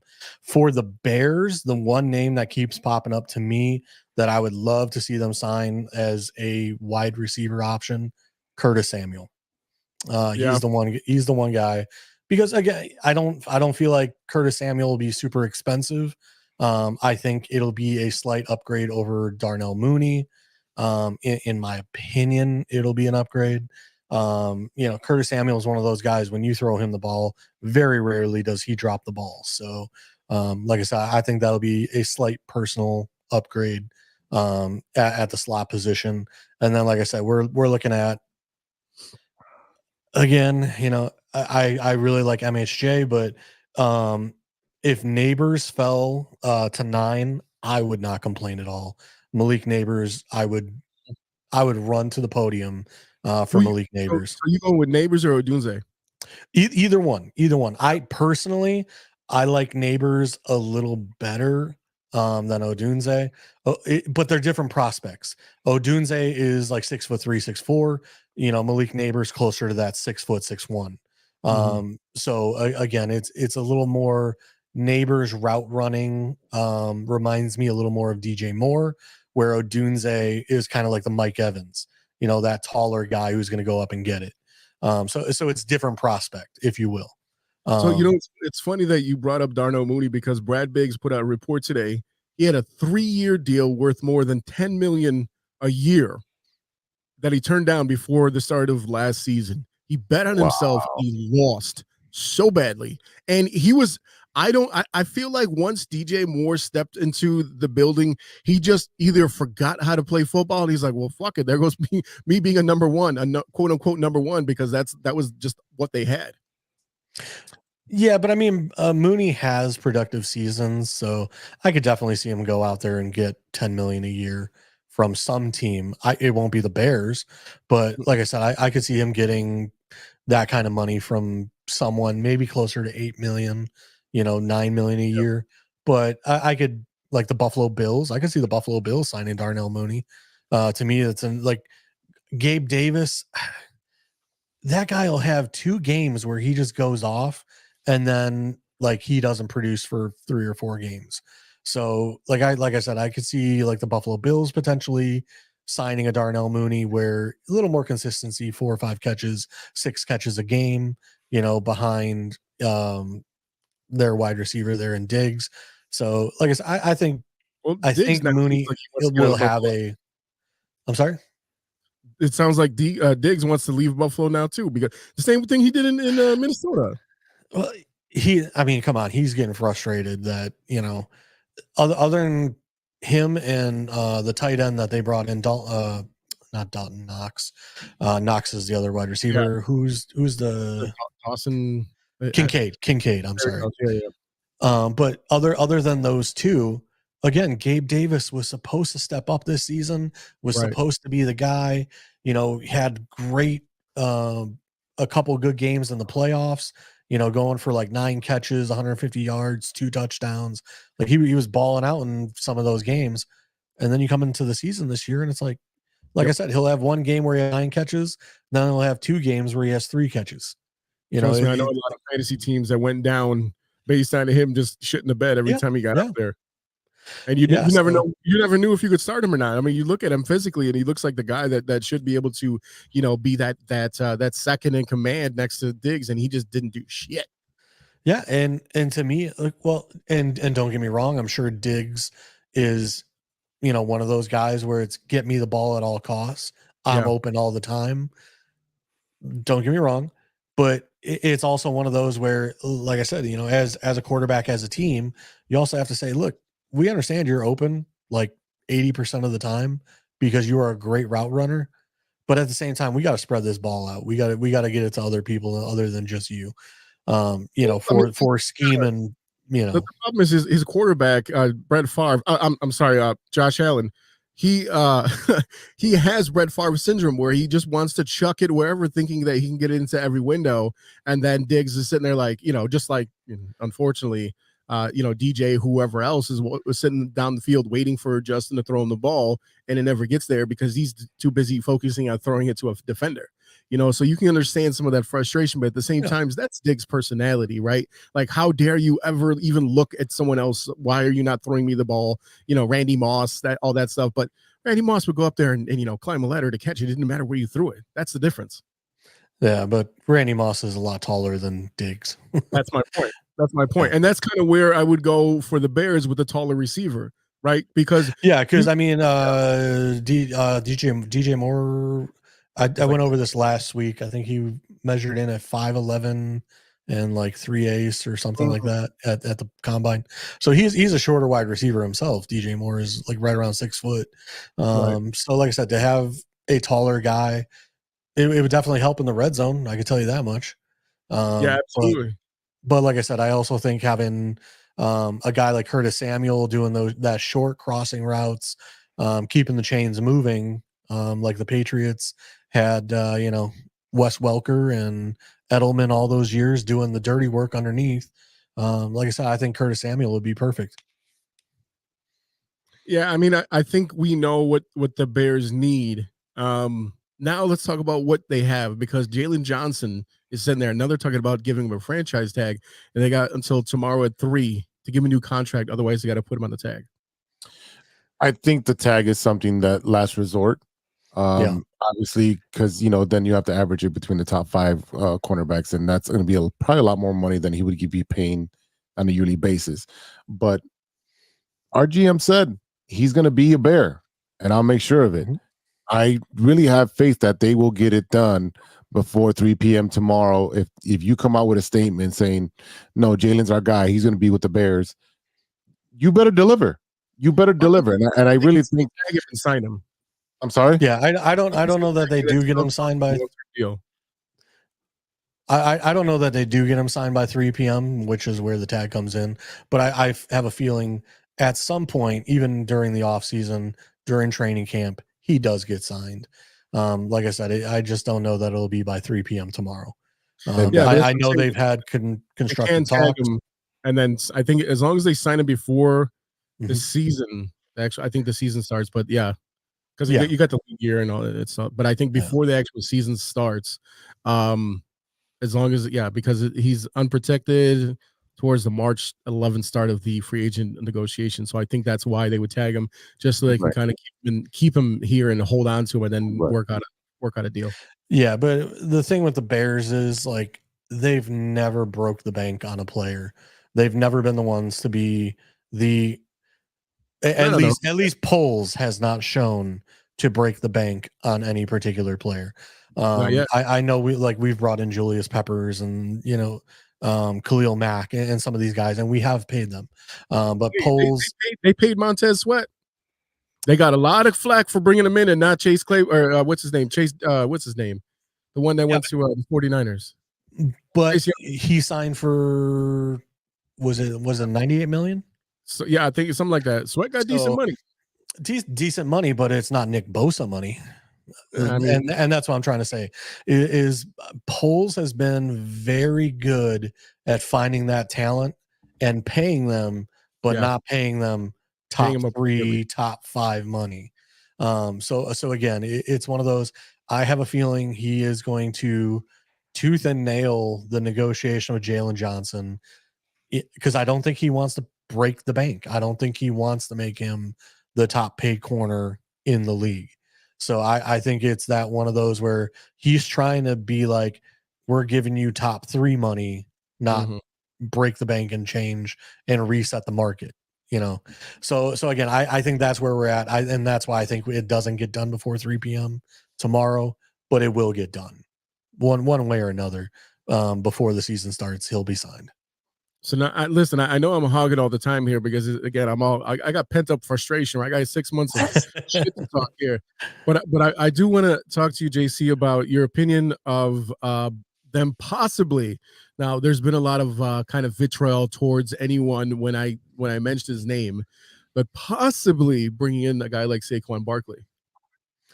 Oh, I put it in my group chat the other day. Depending on the money and Saquon, you know, it came out recently that he was liking and following, I forget what team it was. It wasn't the Giants, it was a different team. But to me, I don't so much know about Saquon. Like if they signed him, I'm for it.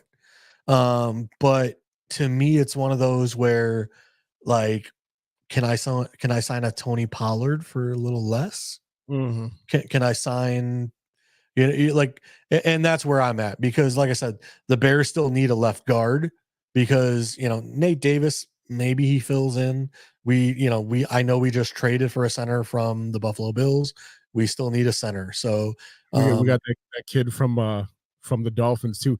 I mean, look, there's spots that they need. I think they've done a decent job. Center's atrocious though. That's been the downfall. Yeah.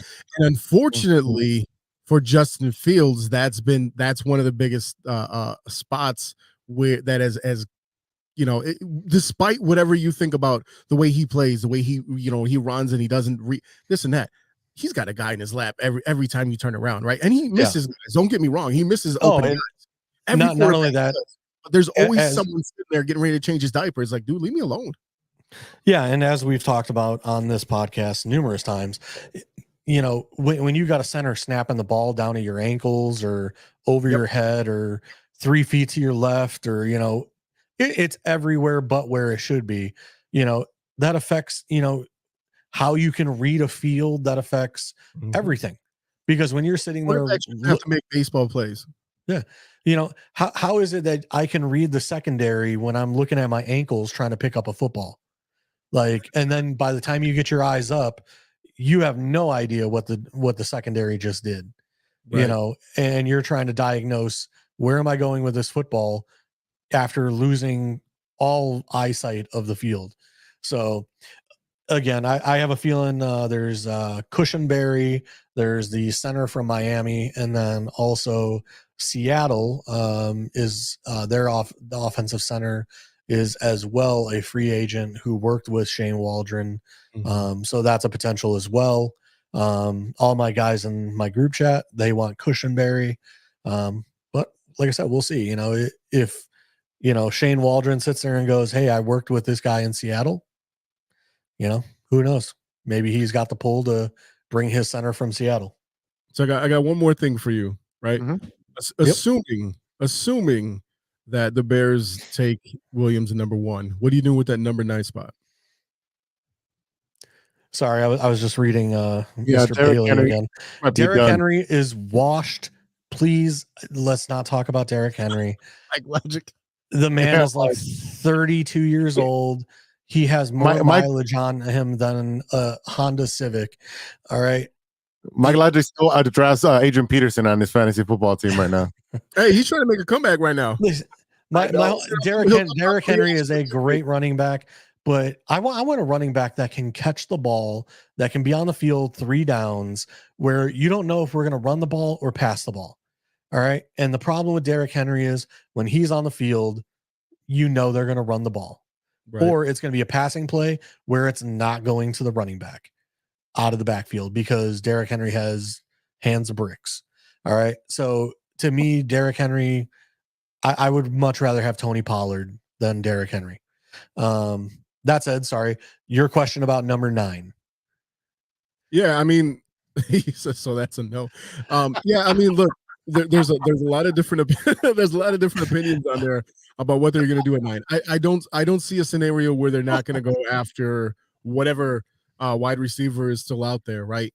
But there's also a lot of talk about them going after tight end again at that spot. Oh no, I mean Bowers, Brock Bowers is the tight end we're obviously talking about.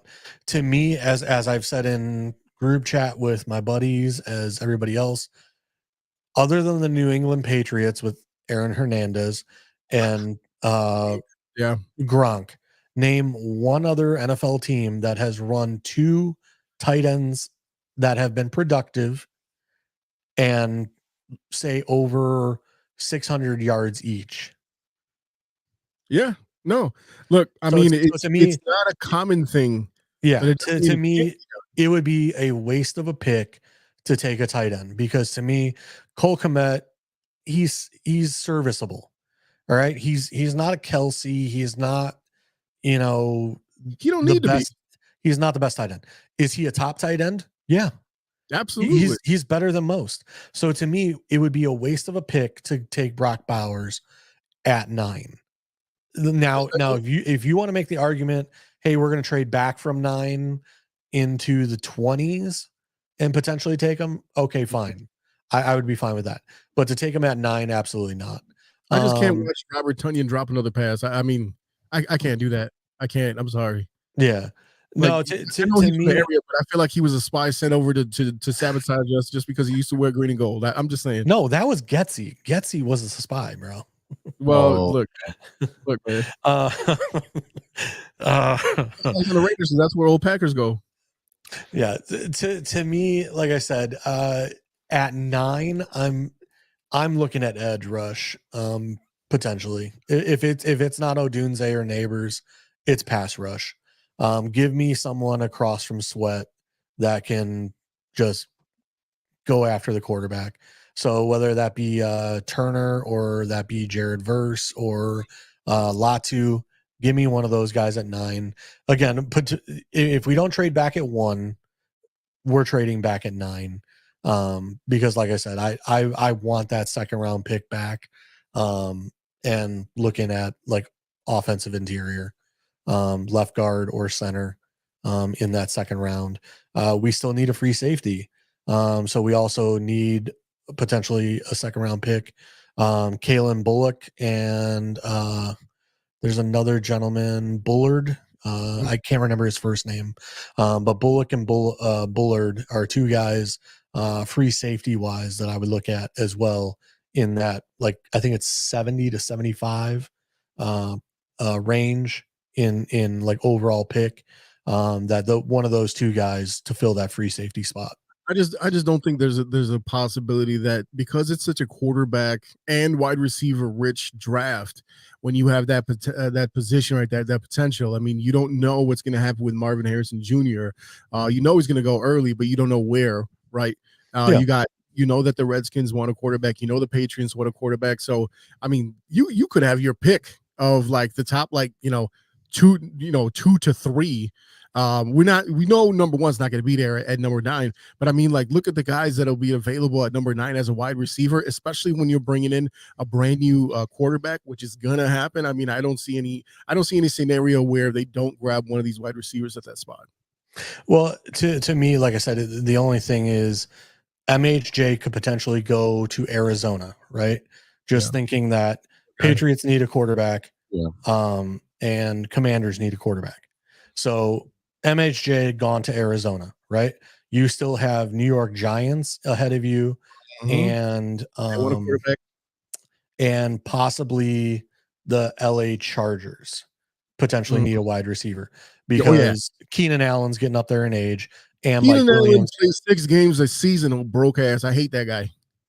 I trusted him so many times in fantasy, and all he did was grow a beard. Mike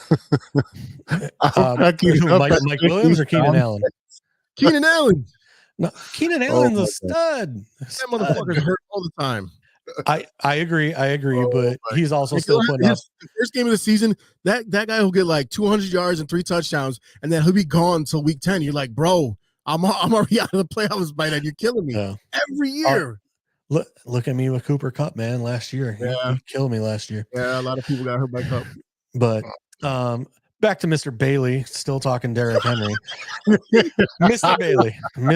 Bailey. All right. Show me how many receiving yards that man has.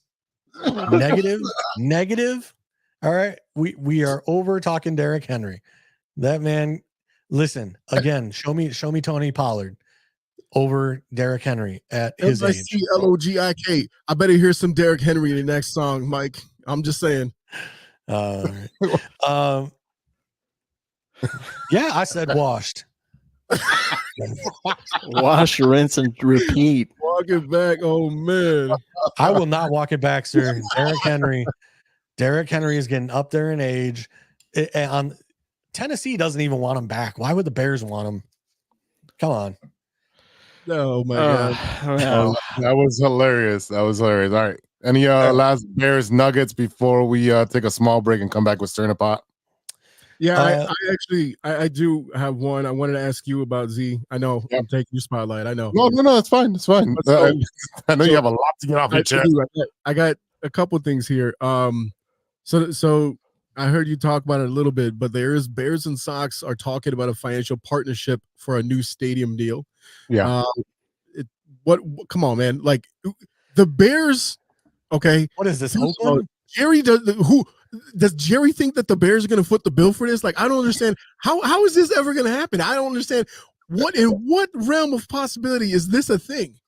I think both of them are terrible because you have a plot of land that's sitting there not being developed, and he's only hired for the Bears to do that. But go ahead, Z. I mean, is it going to be is it going to be like one of those tables is it Arizona where the field rolls out to get some daylight and then but the track has a field on one end and then the football field on the other. So it just goes in and out of the This is the snip. It says the developer working with the White Sox to build a new stadium in the South Loop said Monday he's going to forge a financing partnership with the Bears that could pave the way for Chicago to build 2 new stadiums at the same time.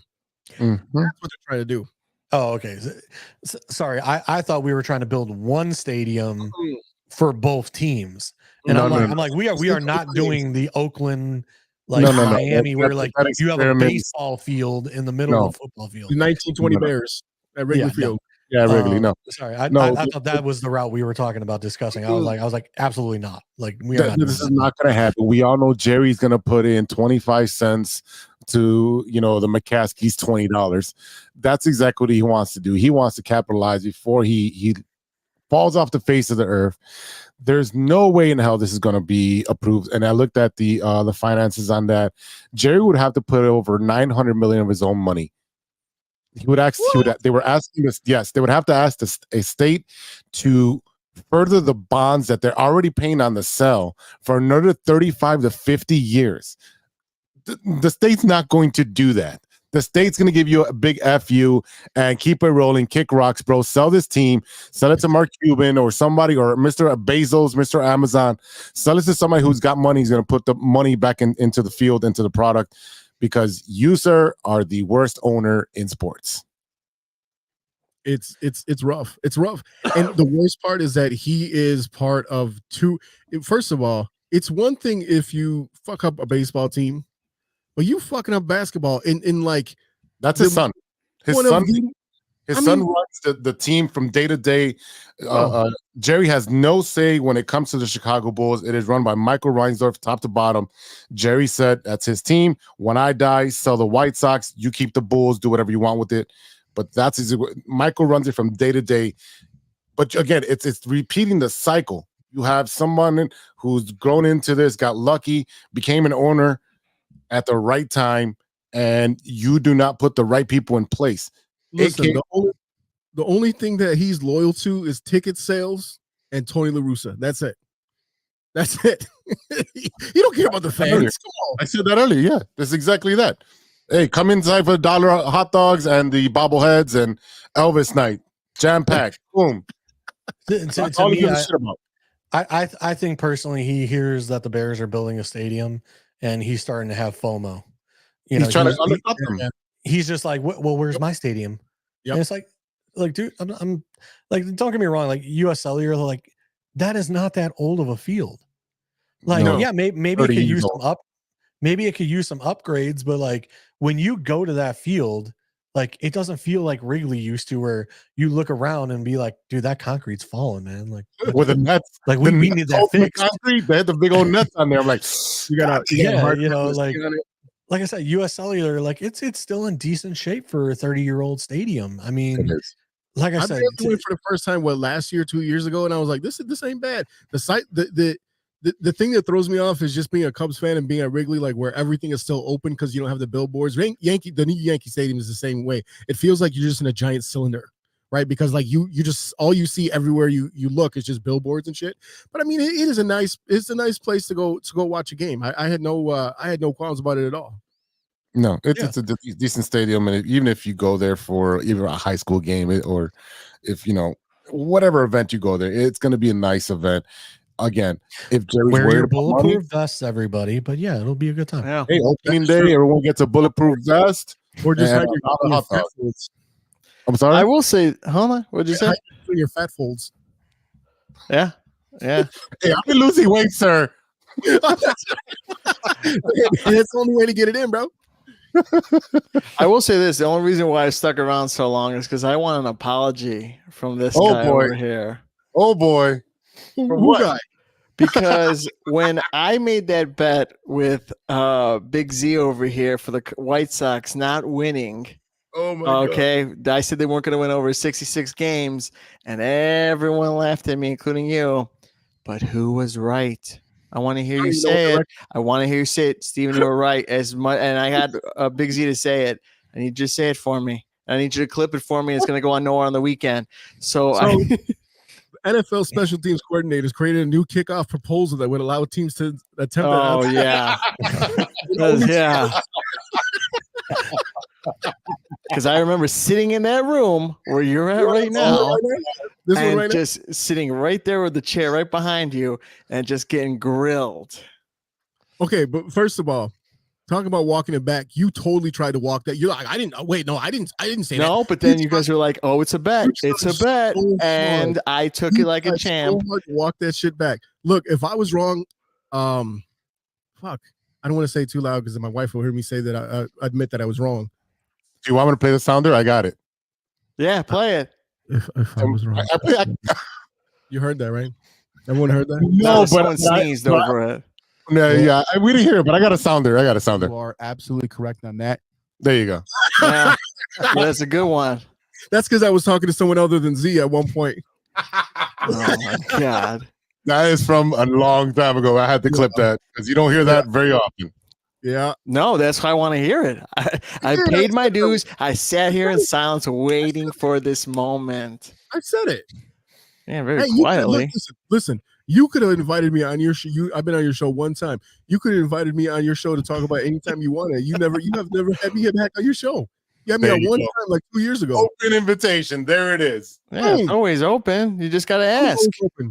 Like when you like for at your job, when you ask for a raise, you got to ask for it. You can't just demand it and think it's going to happen. You got to ask. Be on your show. You invite guests on your show. That's how that show works. You invite people to be on your show. Yeah, but don't worry, he hasn't invited me either. So that's baloney. JC, I've told you. But no, I just wanted to hear that I was right and walk it back. That's all. That's all I wanted. Okay, he apologized. Wait. JC, I do want to know what you think about that rule that they are proposing. About I'm sorry, the question. So, okay, this literally happened today. NFL special teams coordinators created a new kickoff proposal that would allow teams to attempt an onside kick only when trailing in the fourth quarter, and it would require them to declare it in advance. So you can only go up for an onside kick if you're down in the fourth, and you have to let the other team know you're going to do it. That's some bullshit. That's completely horrible. No, that's some runner on second to start the extra innings shit. And here's the thing, though, because it is also proposed where there can be 6-on-4, like 6. So I got guys going against 4 defenders. So my whole thing is, I don't think it stops teams from onside kicking like after half. I think you could still onside kick, but you would have to say like in the fourth quarter, hey, we're gonna onside kick here that way they know like they can only line up 4 defenders versus your 6. Yeah, if Yeah, the I mean, so like you're asking for special treatment. Onside kick, they potentially could be allowed to utilize an unbalanced 6x4 formation to increase their chances of recovering. As far as regular kickoffs, the kick and return teams would line up on the receiving team's 40 and 35-yard lines, respectively, not leave until the ball is touched or reaches the target zone, which is the 20 to the goal line. On touchback, so the ball is kicked into the end zone. The receiving team gets it at the 35. If the ball is kicked into the target zone and rolls into the end zone, the receiving team gets it at the 20. So they're going to vote. Yeah, on so this. you're trying to punch kick it into that 20 and hope that it rolls into the end zone. Which that is not a bad idea because again, it's one of those where you're kind of forcing teams not to just kick it out of the end zone, right? Because now we're getting it at the 35 instead of the 25. And then you're also trying to force teams to kick it before the end zone so that potentially there's a return, right? Mm-hmm. Yeah. I also do like it's gone down so much in the last couple of years. Yeah.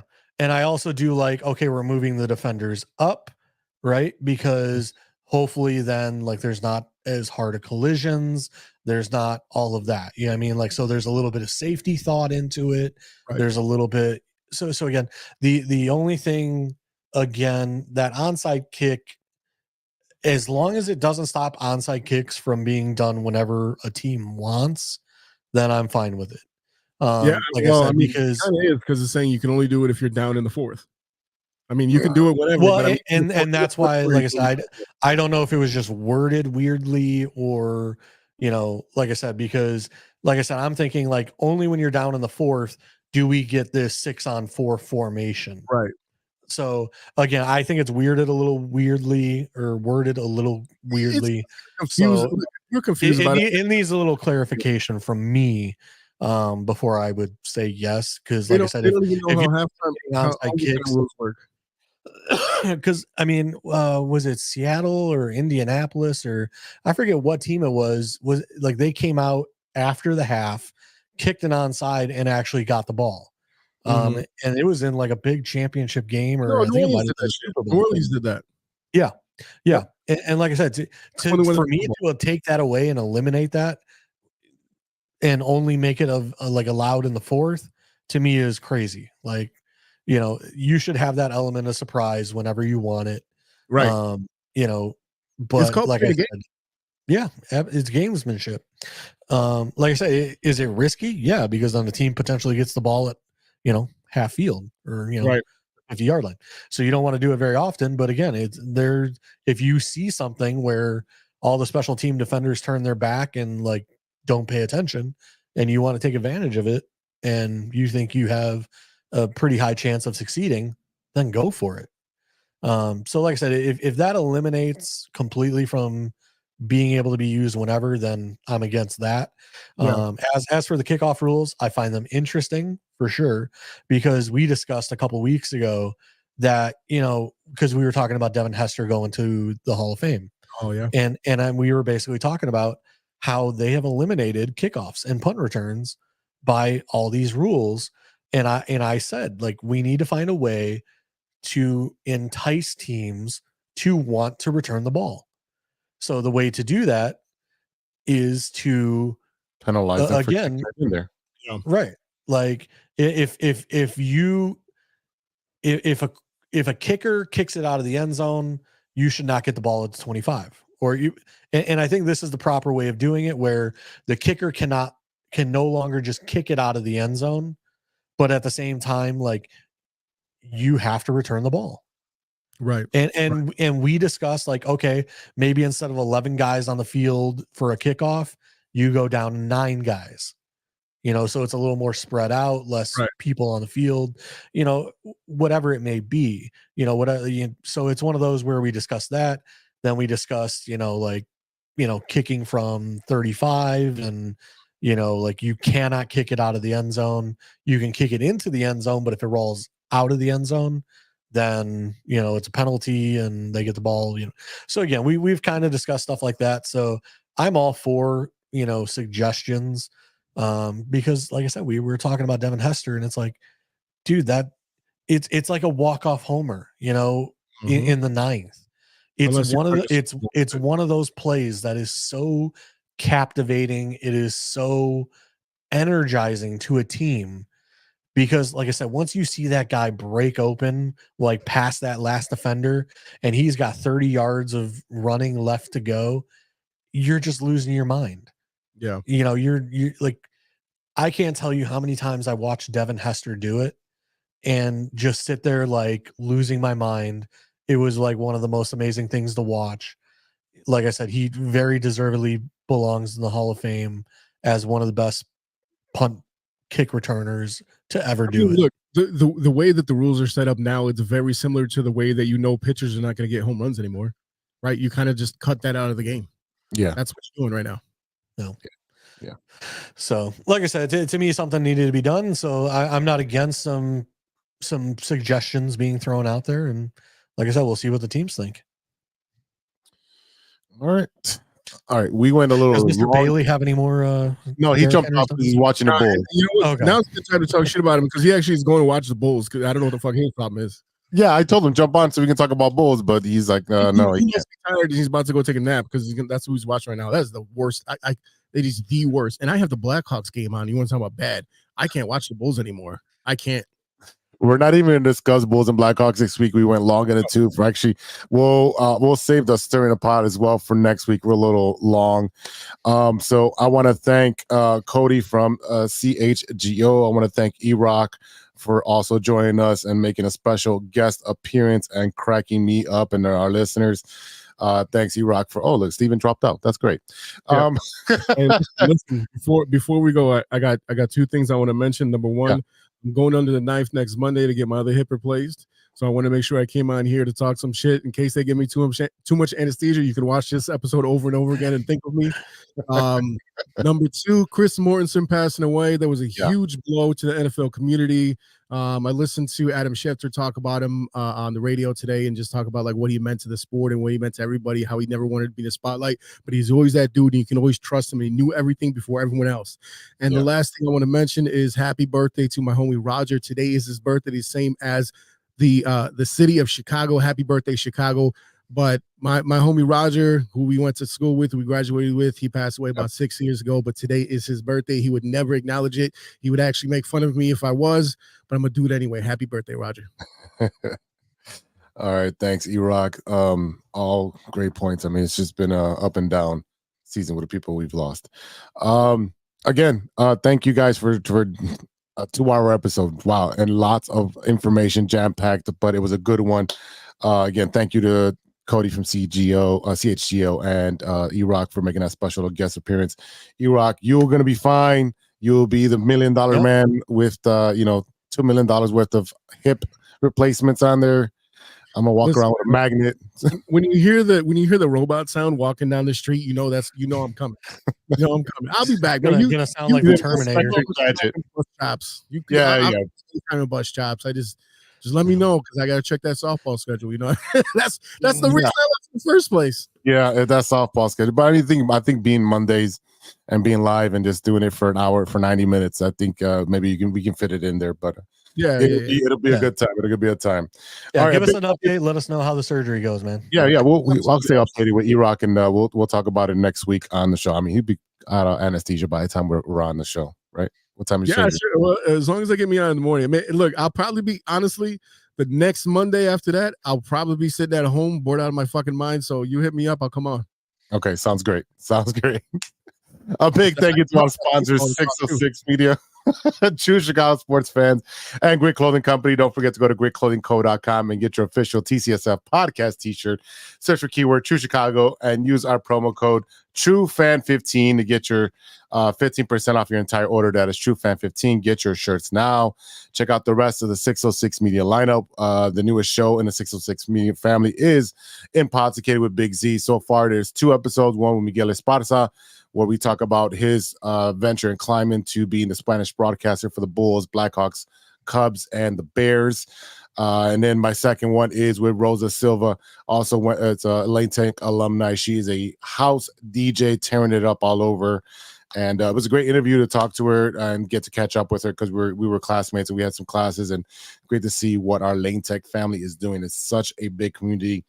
And they're doing so much. So episode 2, it is out in Podscated. You can find that on YouTube, and it'll be available by the time you listen to this on the audio version tomorrow morning. So we also have the No Water on the Weekend podcast with Steven and Sean. And he was on there. He's pretty funny sometimes. And check out his show. He got a couple of comedians on this past week. So I'm pretty sure he got roasted because that's what I usually do when I go on his show. I roast him. Shout out to Ronesh, Panic, Serious Beats, and Custom Made for the beats we played on the audio version of today's show. Check out paniconthebeat.com for your moment, merch, and gear. And you can check us out on social media, True Shy Fans on TCSF Pod on Twitter. You can find us on Facebook, obviously, if you're watching here, IG, Spotify, Apple. Make sure you give us 5 stars on your review if you're on the audio version. So if you have a question, comment, or a suggestion for stirring a pot or a topic you want to talk about, hit us up at truechicagosportsfans@gmail.com. And for JC Dynasty, Cody from CHGO, E-Rock, and Stevie-B, I am Big Z, and we'll see you next time for episode 185. And until then, be good to each other for the love of sports. Swish. Have a good night.